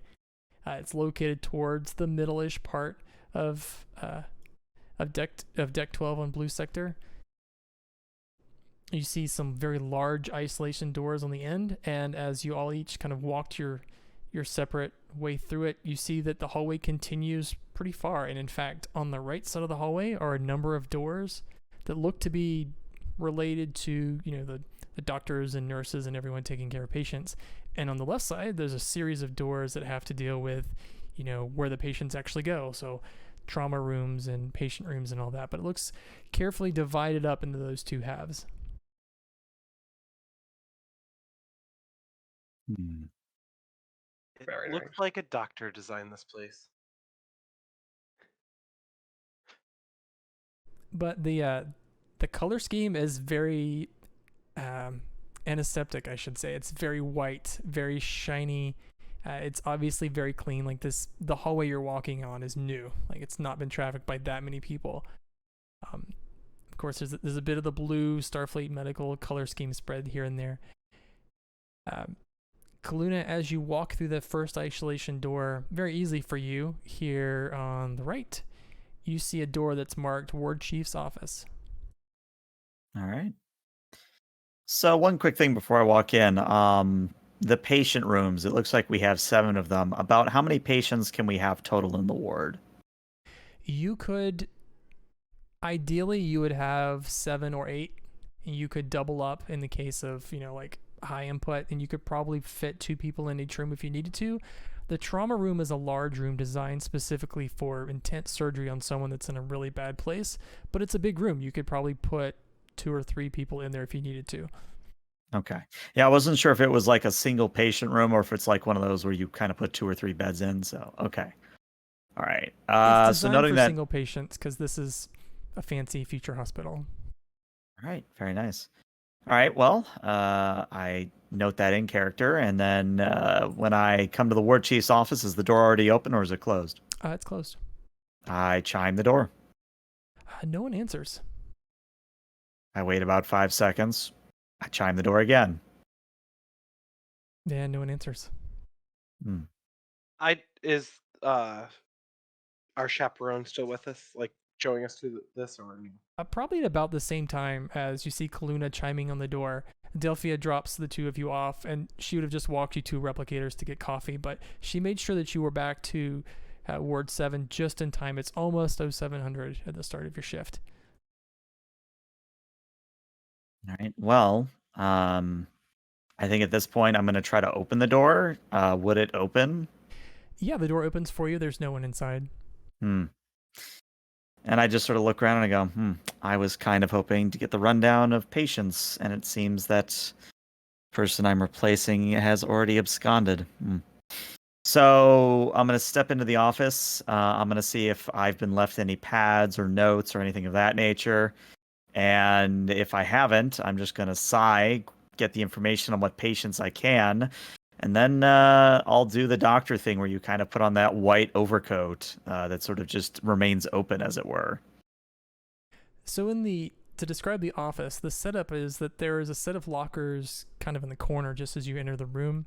There's a small couch on the other side of the other wall, and you can tell that this couch has probably been used to sleep in by someone before.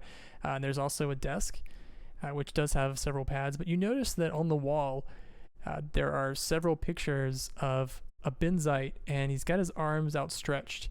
And that's not that peculiar, but what catches your attention is there are several large birds that are very colorful that are on his arms in each of the pictures, and it looks like he's in a tropical setting. So basically, it's the Hawaiian parrot thing. Yeah, pretty much. All right. So I think I take note of that, and I sort of start to consider what I'm going to put up there for my pictures. But, Kaluna strikes me as very much a character that, on duty, she's on duty. So I think she doesn't waste any time. If there's nothing left for her, then she just kind of gets that overcoat on and starts to walk the ward to see what she can do. And as you walk out of the office and the other 2, Kaluna and Boomy, are kind of entering the ward. You step out of the office, Kaluna, and you turn the corner and almost run directly into a Benzite male. And the Benzite, he is wearing sort of a blue jumpsuit. It's not even a Starfleet uniform, but you've seen many of the other medical staff wearing this. He does have rank insignia on. That's Lieutenant Commander. But he was kind of looking at a pad, and that's why he almost ran into you. But you kind of stop, and there's that movement, where you stop each other from running into each other. You notice that he's wearing the whole Benzite breath mask thing, so he hasn't gone through the surgery to have that removed. But he looks up and he says, "Oh, I'm sorry. End of my shift. I wasn't really paying attention. I hope you're okay." I'm perfectly all right. You must be Doctor, and I feign ignorance at his name, but I still kind of give him that in. He says, "Oh, I'm Dr. Rindek, chief of the ward for third shift." Ah, my name is Dr. Kaluna. I am chief of the ward for first shift. Yeah, and he extends a hand to shake your hand, but he puts out the wrong hand, and then he quickly adjusts and gives you the right hand. He says, "It's a very nice to meet you." Likewise, are there any patients that I should know about for the first shift here? I think your head nurse, she might have more information for you, but we don't have any that we are discharging. I believe that there are 2 new intakes this morning, but you'll have to get the details from her. I believe she's assessing them now. Very well. Might I say you also have impeccable taste in avians? "Oh, thank you." And he smiles a very big, kind of fishy Benzite grin, and he says, "Do you happen to like tropical birds?" I find them quite eye-appealing, yes.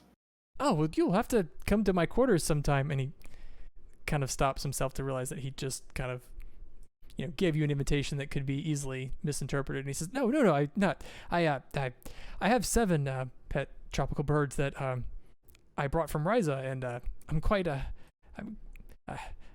quite taken by them. They're very well trained. Yeah, that was all I meant by that." Oh, doesn't bother me in the slightest. Out of character, I'm trying to remember what the name of those stupid birds are in STO. Are they just literally Ryzian tropical birds? Okay, I guess they literally just are tropical birds. Yeah. All right.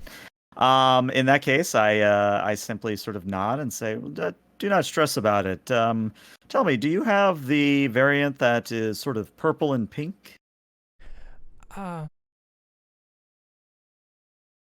Mr. Squeaker does have a bit of pink. I actually don't think he's developed any of that pigmentation yet, but I've heard that as he gets older, he might change. I see. I bring it up simply because I believe that there is stock to be taken in pet therapy and keeping up morale of patients. Now, we don't want dogs and cats running around the ward, but I would find a bird that has been properly trained to possibly suit the same needs. Is this something that Kaluna actually knows about, or is she kind of making it up as she goes? No, I mean, at least to me, I think it's one of those things that it's known in psychology as like fur therapy, where you're like noticeably less stressed when there's like a dog or a cat that you can pet around. So she's just sort of moving that from just like fur creatures to just creatures in general, like pets, etc. Why don't you do a display expertise roll for me, please? All right, so on this sheet, to make sure I'm doing this correctly, I am clicking the name itself, or what am I clicking on the sheet exactly? Directly to the left of the name, there's an icon. When you roll over the icon, it changes to 2 dice. That's what you're clicking. All right, clicking it, and let's see what happens. It's in this page. That would be a 6, so I don't think that, yeah, that's a miss. Yeah, a miss. So the information you're talking about with a bird, he kind of looks at you and he says, "I'm not certain what bird you're talking about, Doctor. The Ryzen birds that I'm familiar with are very, very different. Are you sure that you're not mistaken with something else?" It's quite possible. The journey here was quite tiring. Yes, indeed. I can certainly understand. Well, hopefully it'll be a very slow day for you, and if you need any help, of course, there's always Dr. Pettiford over in Ward 5, but if you need anything, don't hesitate to give me a call. Well, thank you, Doctor. I guess what is the official thing I'm supposed to say? I relieve you, sir? Honestly, I'm not 100% sure on Starfleet protocol. Oh, don't worry, we don't really fixate on the protocol too much here.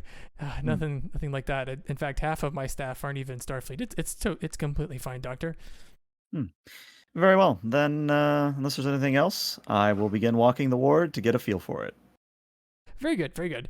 And as he walks, he kind of stops right in front of you, Boomy and Cal, and he says, "Oh, you must be new arrivals as well." Yeah, just arrived this morning. Well, welcome to Mercy Station. Pleasure to meet you. Sir. And Rindak does the thing where he starts to offer his hand, and then he pulls his hand back too much, so it's kind of awkward. Like, you might start to shake his hand, but not while his hand is up.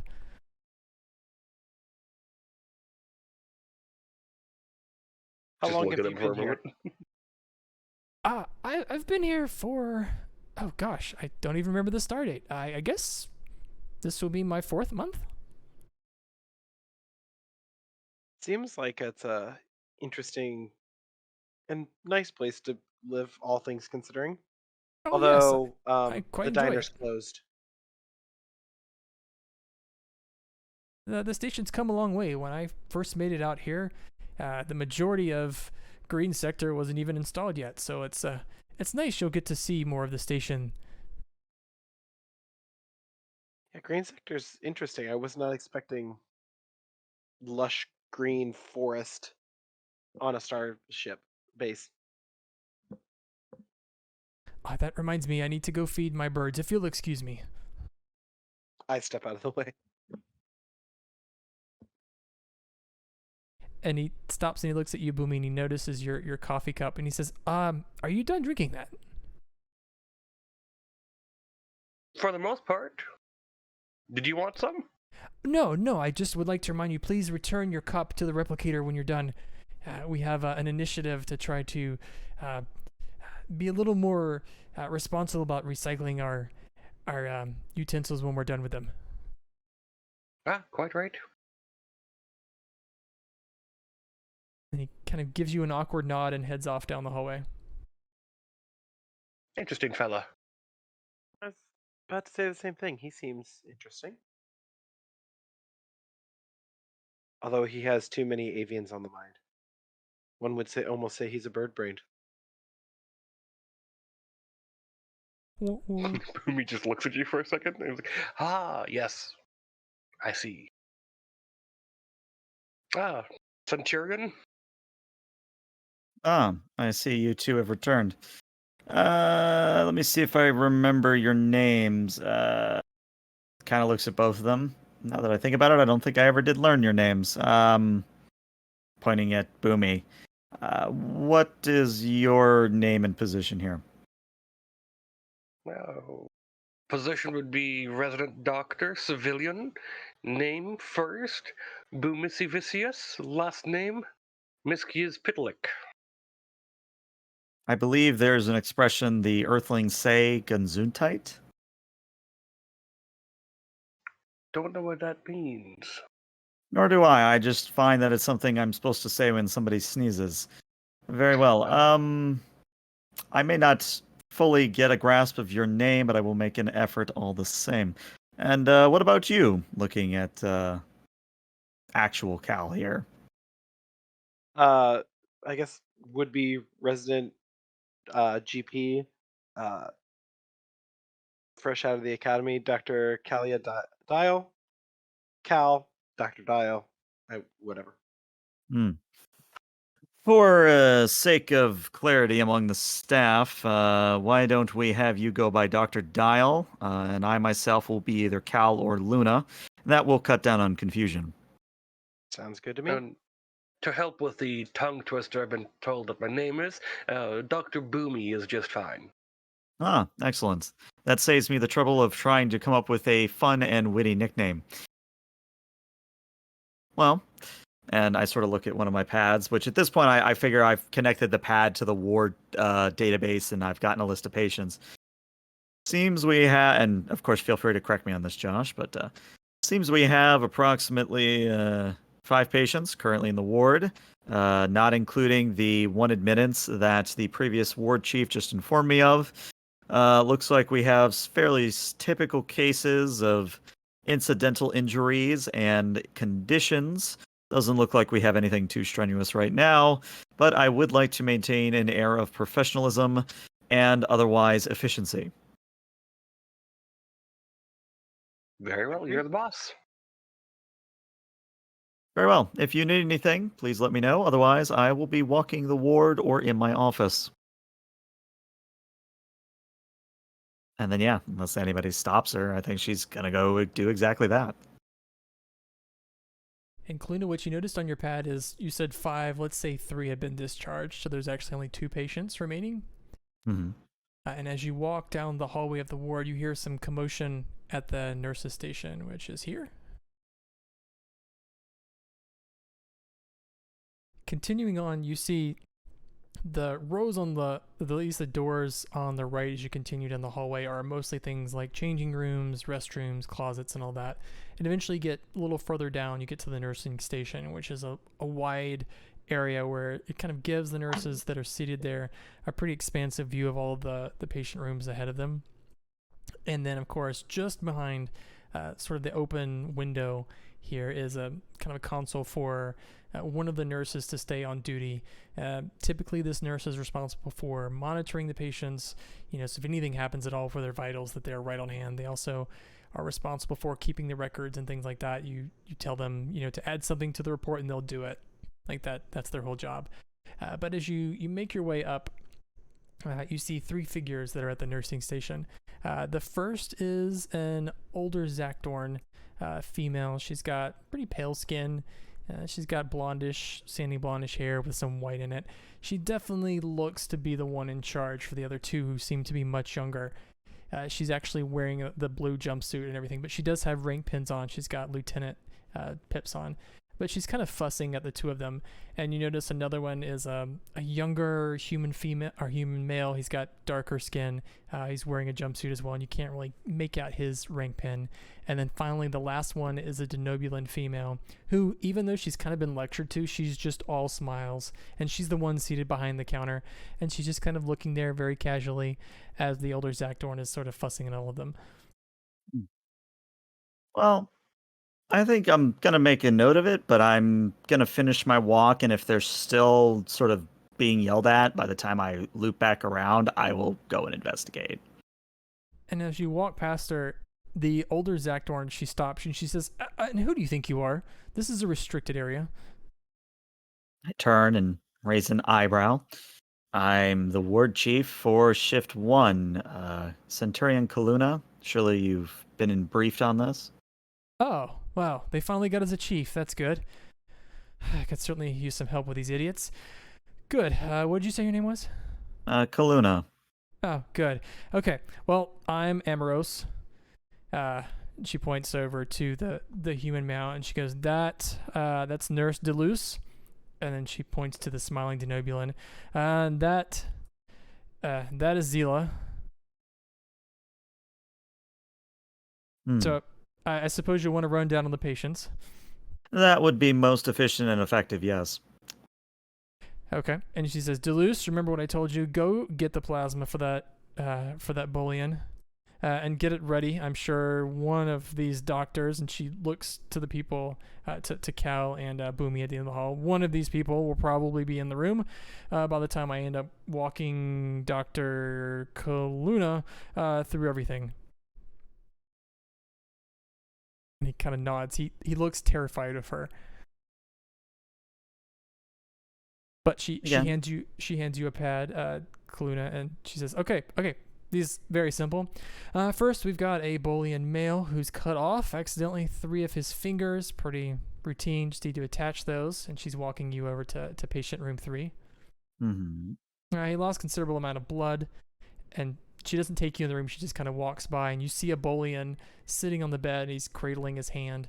And a good portion of the front of his shirt is covered in like the shiny blue blood that they have.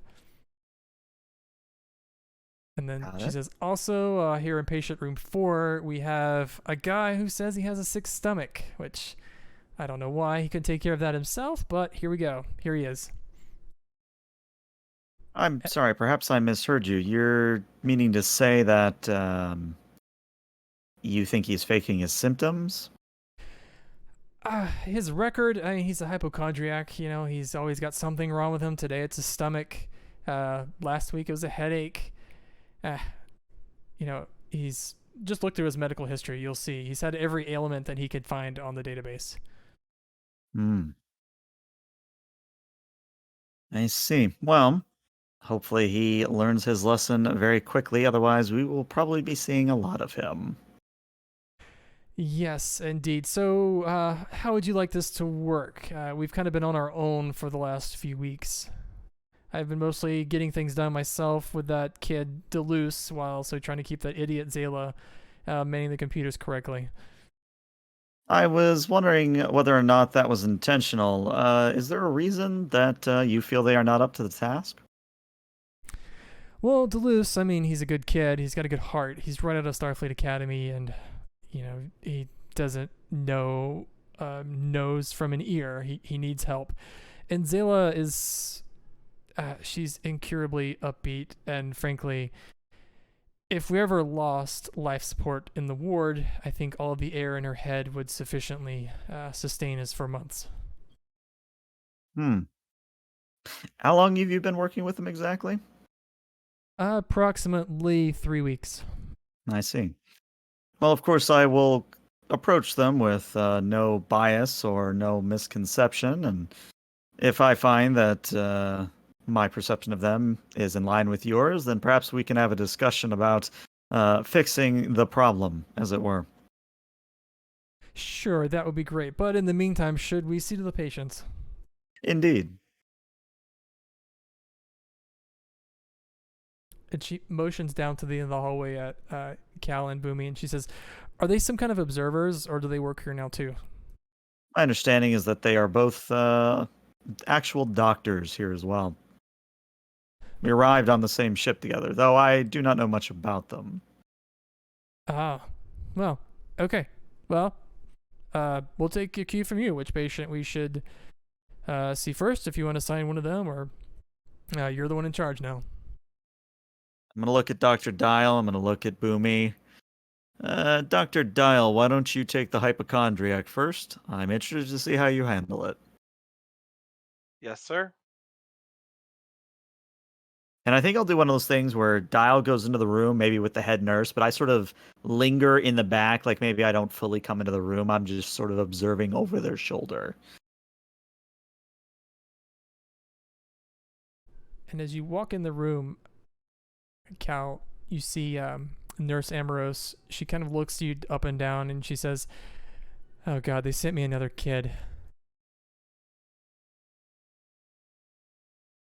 Eh, I might be young, but I know a lot. She says, and she hands you a tricorder, and she says, "Now this is the end you point at the patient." I'll look over the pad. What all is it telling me? So she's only done really kind of basic intake for this patient. She hasn't really done much of an examination at all because, you know, you kind of get the idea that this guy probably is here a lot. But his name is Lieutenant Carl Jenkins. And Lieutenant Carl Jenkins is a transporter chief on the station. And he's complaining about a stomach ache. And he says that he's not been able to keep any food down for the past few days. I just start kind of looking through it, and then I start looking at at his history and see that he's come in quite a bit. I just look at him. So Jenkins, it looks like. How are we feeling today? Jenkins looks up to you. He's kind of on the shorter side. He's a human male, probably in his late 20s and perhaps early 30s. He's wearing the gold color, engineering color uniform, and he does have the 2 rank pips for lieutenant. And he looks kind of pale, actually, which stands out against his brownish hair. But he looks up at you and he says, "Are you a doctor? Are you a doctor? I haven't seen you before. What's your name?" Name's Dr. Dial. Just arrived this morning. What are your qualifications? I'm a GP. Where were you trained? Starfleet Medical. Oh, okay. Just gotta check because sometimes you never know who you're dealing with. But hey, doctor, I I eat a pretty strict diet, mostly of flavored oatmeal. But for the last few days, I just haven't been able to keep anything up. I've been sick. I've been throwing up. I've had diarrhea. Sometimes at the same time, I need help. Well, both at the same time is never a good combination. Yeah, and oh, oh, and he leans over and vomits in a small waste bin that was perhaps strategically placed there just for that reason. Interesting. I kind of make a note of that because as soon as I'm done, I'm going to actually collect that and I want to put it under the microscope. So you'll start examining him and everything. Yeah. So I'm going to kind of look over his vitals, see how everything is looking, other than warming up, um, and just kind of looking over, um, you know, basic life signs. Actually, let's do this. Why don't you give me an act professionally roll? Because when he threw up, let's see. I forgot that Cal is new to this. So act professionally. You know what? Let me move us to the medical theater, and you would be able to use your specialty general practice here. So you'd have a +1. So just tick that box forward 1, and then hit the roll next to the name act professionally. So, forward 1. Got it. And then there. Okay, a weak hit. So let's see. I was going to give you stress, but you don't take any stress. Or you can choose one to take the stress I was about to give you, or don't show any weakness. Let's not show any weakness. Okay. So you'll take the first stress of the game. So what happens with stress is you see that there are 3 boxes under fair stress. So stress continues to grow. First with fair, then serious, then critical. So with 1 stress, you can just check the box. Nothing physical yet or visible, but you are on the way to being stressed. Because what stresses you out is this guy just vomited in the middle of a conversation with you, and it's disgusting. Yeah. So, but I, keep kind of a straight face and um just look at him. So, how long has this been happening? It's been going on for a few days, and Amros slings in. And she says, I think he said he lives off of oatmeal. It's probably that. And then Jenkins says, yeah, in fact, what I'm throwing up kind of looks like, and he throws up again into the trash can. Well, when was your last meal? I've been trying to eat for the last 3 days. I just can't keep it down. Interesting. At the very least, let's make sure that he doesn't get dehydrated. So let's put him on fluids so that he doesn't get dehydrated. And let's soft something other than oatmeal. Lieutenant Jenkins, do you have any family history of like food allergies, anything like that?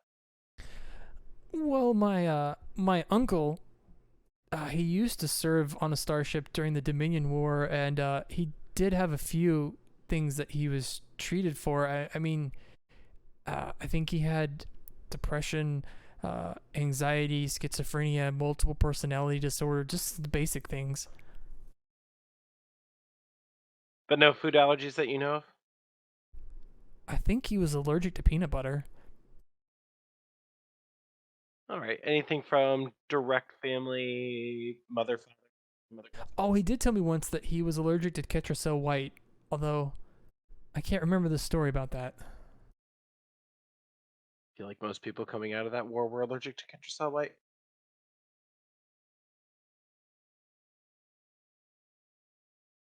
So tell me a little bit about how Cal's feeling at this moment. Do you feel that this guy is honest, or is he just wasting your time? What do you think? Noting that he has like his different color, like he looks pale. I don't think he's faking it.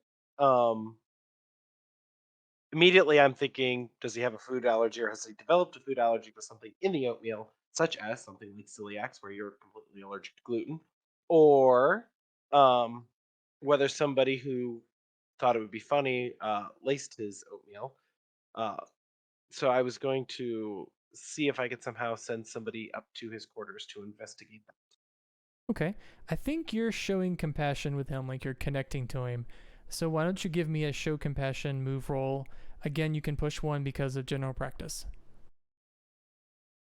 So forward one, show compassion. So the weak hit, you are connecting with him. You can ask him two of these questions. Or you can ask me and I'll tell you which will play out as the conversation with him. Um,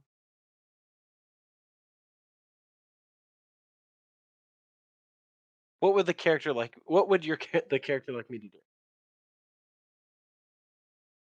So you get the feeling from Jenkins that yes, he would like you to help. You would like him he would like you to help him with his medical problem right now, but there's something else going on with him too. I like that fading into the next question of what's really troubling him.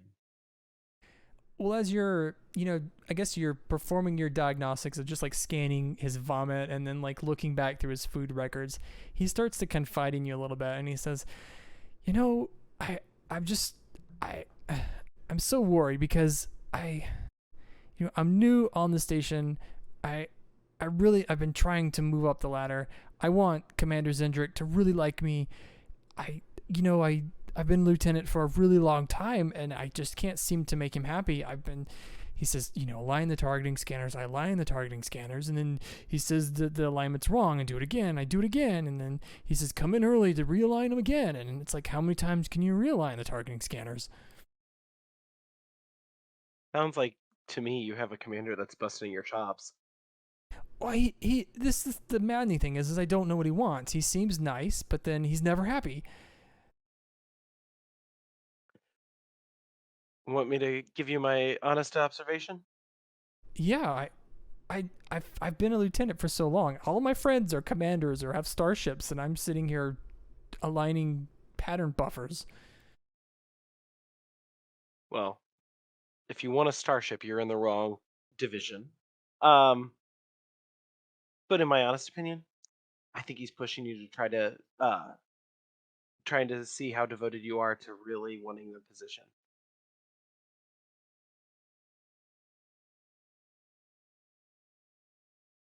I just the pressure. I don't know what I just I don't know how to make the man happy. If he would just tell me what he wants, I would do it. But in telling you what he wants, that's giving you the answers. He wants you to find the answers. What if the answer is that? What if I'm just not cut out to be in Starfleet? What if he's just trying to say that he's just making me spin my wheels until I resign? You think that's it? No, but you're an engineer. Your job is to think outside the box.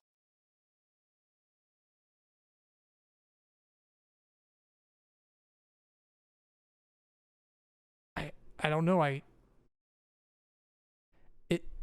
I don't know what he wants. Like the transporter is working. What more out of the box is that?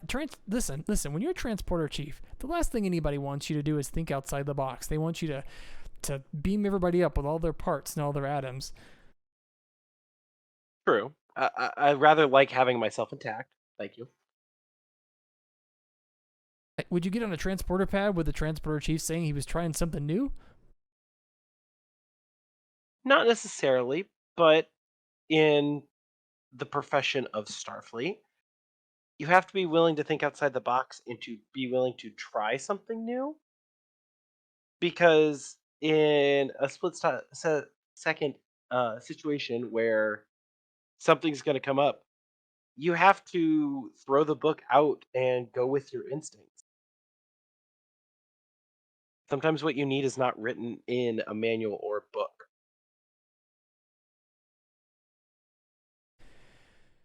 Okay. I guess I could just go with my own instincts some more. I guess you're right. I can't be any worse than just doing things over and over. There's got to be some way to break the pattern. Exactly. And Yeah. Ross leans in and she says, should I scan the kid or anything, or do you think he's good?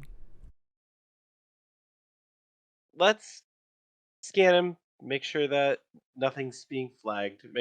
Give him some fluids, and Jenkins, get something in you other than oatmeal. Your body needs a lot more to be able to power itself. Yeah, okay. I can do that. I just smile. Kaluna, Uh, you've watched this whole exchange so far, you said from outside the room? Yeah, I think I'm fairly confident that the situation is under control. So, probably about halfway while that's happening, I point Boomy at the other patient and then start observing them. Well, before you did that, there, Boomy was at one of the wall consoles, downloading basically a customized version of the station's current population, broken up by species, their genders, and then each species' age range, and just giving a number. He's not getting their details, just getting a number on who's all on the station. And when he notices you waving him over, he'll just walk on up and smile, and he was like, "What can I do for you?" Well, I already have tasked the new guy. Let's get you working on this other patient. He'll just look in, like, "Ah, that's an interesting one. Hmm. Do you happen to have a molecular reconstructor aboard the station?" I'm sure we have several. Why? Well, it's a fun way to reattach severed fingers. Hmm. He's holding. He's already pulling information up about the person on the pad he has. It's like, all right, no, let's go take a look. He'll walk on inside. Then again, I'll linger at the door. And when you walk inside, first of all, you see Nurse Deleuze. Remember, he's the younger human male, kind of dark skin. He's got Lieutenant J.G. Pips on his collar, which you can kind of see now, which was kind of hidden before when he was sitting there. But he's got a kind of like a hypo spray. He's got a cart he's been pushing him with some stuff. Basically, what Nurse Ambrose told him to go get out of storage. That's what he's brought in. But seated on the medical bed, you see a pretty heavy set Bolian. Normally Bolians are kind of all smiles and all laughs, but this one is cradling his right hand, and he's got like a cloth around it, and it's kind of stained with blue blood, and then his shirt is also stained with blood. And seated next to him on the bed is a human female, and she's probably about 5'7". She's got like shoulder length brown hair. It's probably in her early 30s, but she's kind of got her hand on his back to make sure he doesn't fall out of the bed, basically. And she looks up as you enter, and she says, "Oh, please tell me you're here to help." I sure am, and I can see that he has lost some of his phalanges. What happened exactly, though? He's gonna pull out a tricorder and he's just gonna start taking scans. The Bolian's kind of swaying back and forth, like he might be about to pass out, but she's keeping him up. And she says, "Well, this is Donnie. He's my head chef. He was preparing breakfast this morning in the kitchen, and I think he got distracted. And next thing I know, there's blood everywhere, and there's 3 fingers on the floor." And I assume we have the fingers. And as he's asking this, he's just gonna wave over one of the nurses. And Deleuze he walks over to you, and on his cart that he was pushing in is a container, just a medical container that has the 3 fingers. And he's like, "Here, doctor, here they are. They brought them." Oh, thank you. I'm also going to need. Let's just get a top up of his blood type, shall we? And Deleuze kind of pulls a pad and hands it over there to you. He's like, "I have that ready too." Excellent, thank you. If you can get him prepped and ready for that, I will look at the fingers here and examine them to see how well we can reattach them. Starfleet has access to a genetic molecular resequencer, correct?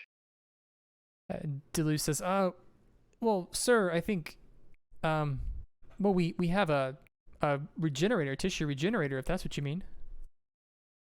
Right, you have that. Not okay. Sorry. On my home world, we actually have a device that does active regeneration and teleportation at the same time. Basically, we put the fingers on one end of a table and a hand on the other end, and then slowly pull back, and it re-stitches it perfectly. But a sequencer regeneration should work as well. Does Boomy actually know about this, or is he kind of fudging it? Well, he's knowing what his world has.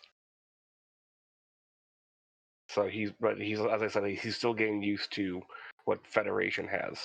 Okay. Let's maybe go with a display expertise roll here.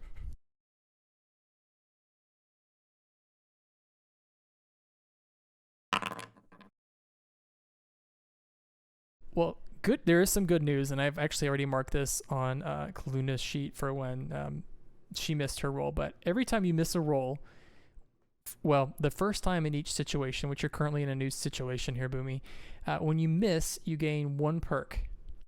So perks will come into play at the end because perks are how you advance your character. So basically, whenever you miss, when you don't succeed, it's not that bad because that's how your character grows.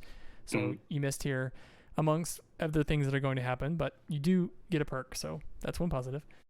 But what happens is Deleuze kind of looks at you and he says, sir, that might work on Julians, but that's not going to work on a Boolean. Yeah, maybe some tweaks one day, but let's start working on getting his fingers reattached. I'll first have him hooked up for a bit of a blood transfusion just to give him something back there because he looks like he's about to pass out. And the lady looks up and she says, I would really appreciate it. You've got to take care of him. He's my chef. He's kind of the chef on the only restaurant in the whole station. He's under a lot of stress, but we can't lose him.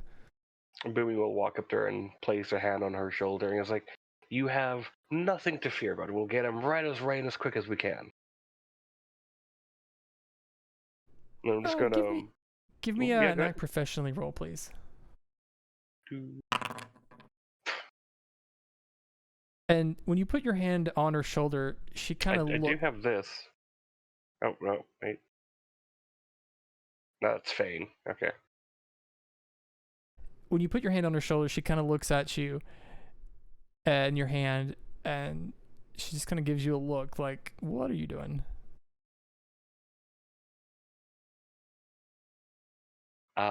He's just gonna smile at her and then look to the bullion. And he's like, okay, are you with us here? Can we get you to focus on me? He's just gonna do the finger tracking thing for him just a moment just to see how well he's coherent. And he kind of looks at you, and his eyes kind of flob back and forth as he's looking at you. He looks at Deleuze, and then he kind of looks at the lady, and he as you do the sort of thing where you shine the light in his eye, he's not really following it. And she says, he's lost a lot of blood. He tried to pass on me a few times before we got down here. And I'm just looking at Deleuze. Do we have that blood bag hooked up yet? He says, yes, sir. Should I do it, or would you like to? You may do it. I'll prep the fingers. Yes, sir. We'll do. Because I assume that's a nurse's responsibility. Like, they're capable of doing that.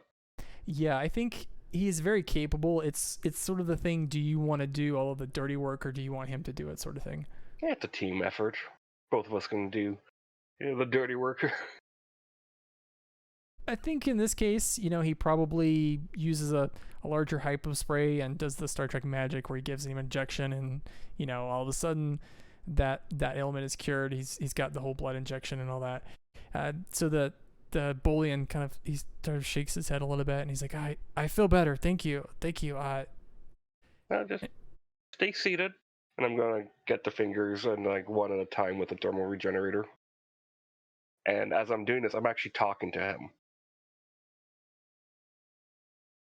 I was like, so tell me, have you ever gone fishing before? Donnie says, fishing? You know, I did go fishing on Ryza one time. It's a marvelous experience. Just being out on the water, uh, nothing around you for miles on stretches, and just the water, the sound, the breeze. And then when you finally get that bite on the line, and you can just have that little struggle to try and get it. And you're hoping it's something good. And sometimes it is. Sometimes it gets away, though. I'm going on the next finger. And he's like, he's really buying. He's like, yeah, it's been a while since I've been fishing. You know, I haven't really had a vacation in a while. I came out here because I really thought it'd be exciting. And you know, Rosalind, he looks at the lady. She's a good friend, and you know, she really asked me to come out here. And then Rosalind says, well, you know, Donnie, if you want to go fishing, you can always go fishing. Just take some time off. I think that would be actually a good thing to do. Once you feel a little bit better and get the strength back, we're going to do some, physiotherapy just to make sure everything's connected right. And after that, I think you should do some fishing. I'm sure there's a nice holodeck on here, or even if possible, the green, I believe it's called. Maybe we can talk to the higher ups and see if we can actually get fishes put in there. And she kind of and Rosalind laughs. She's like, yeah, maybe they'll let you go fishing in the koi pond. And as he's talking, he's already on the last finger there. He's like, so what type of fishing do you like? I think it's called fly fishing. Have you tried that?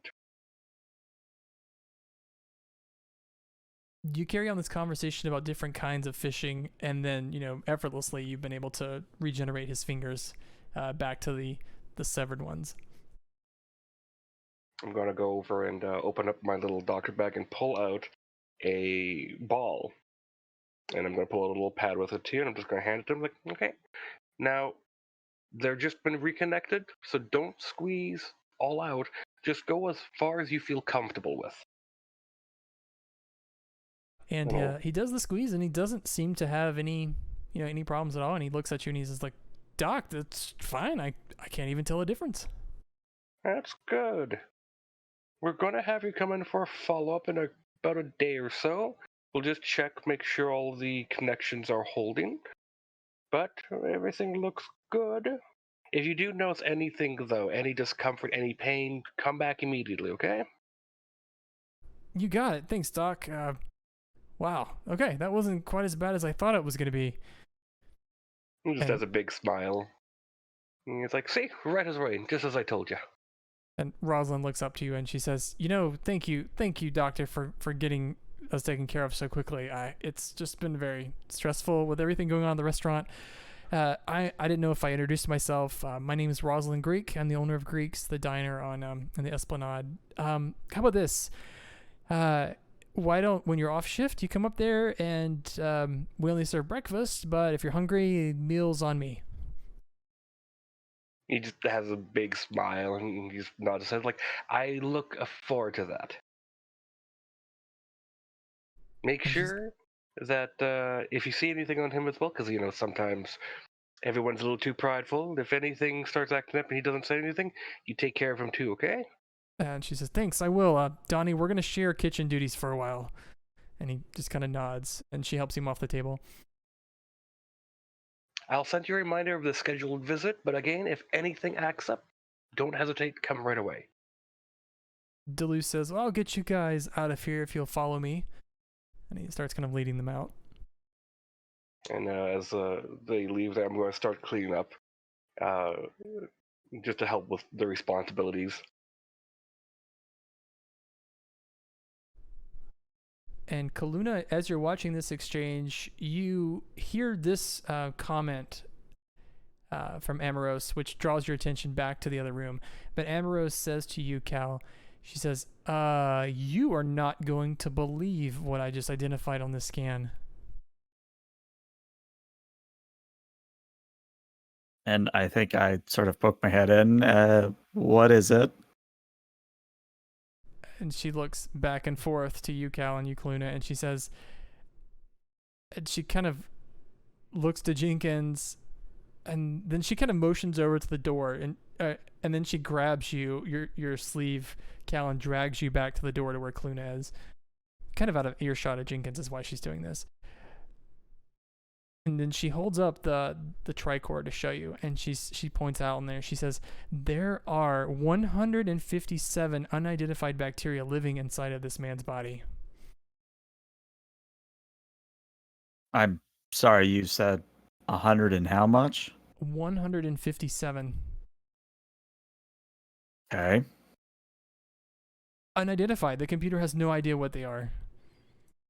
Well, for the longest time, if I recall, medical history of both my planet and of Earth, it is one of those things where, for the longest time, humans didn't even know how all the bacteria that live in the belly button or on the surface of the belly button. So, do they appear to be harmful in any way? She looks and she says, it looks like there was some kind of balance here. I can't tell how old they are. Maybe that's why he's sick. I don't know. Or maybe there's something wrong with him. Well, let's keep an eye on it, and let's take some samples and run some tests, and then if he ends up coming back, we'll at least have those labs already done, and in the meantime, he can return to duty if he's feeling fit for it. She kind of shakes her head and she's like, man, humans must be the nastiest creatures. 157 bacteria.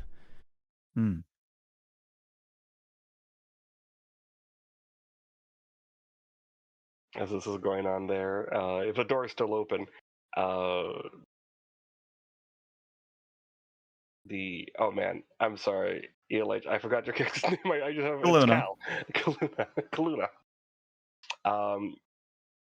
I'm having a brain fart right now. Oh no. You start hearing the humming and muttering of a Romulan folk song. And I think unless you're literally just doing it right next to me, looking at me, I'm just going to note that it's you doing it. But I don't think I'm going to say or do anything in particular. I'm just going to note it for later. He's just doing a little cleanup in the room. They're making sure it's back to being clean.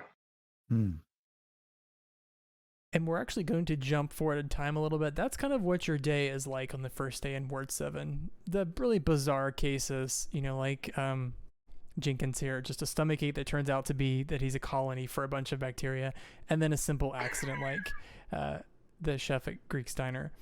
But at this point, I want to give, in our remaining few minutes, I want to jump to what they call pre-op or post-op in the game, where I'd just like to know what your characters would have done after their shift. What would they have done to relieve what little stress they had during the day? I think I would go and check out my quarters, maybe set up a few affectations, which I haven't decided on yet, and then read just standard novel.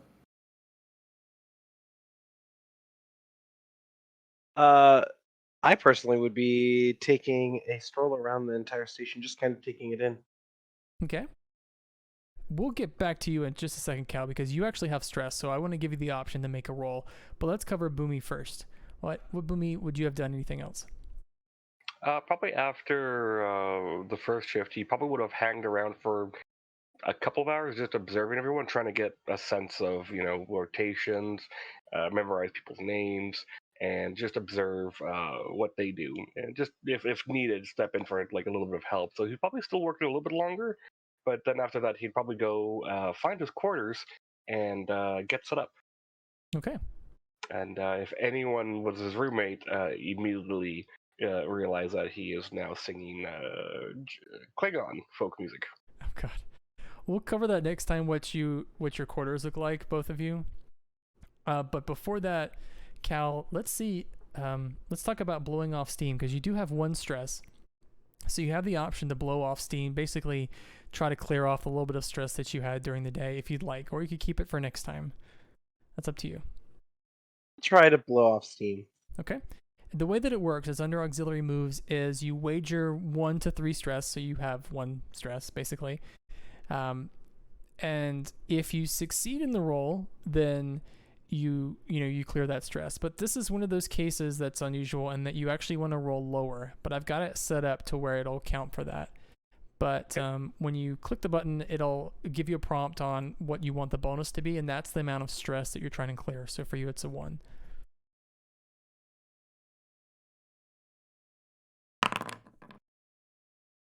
No such luck.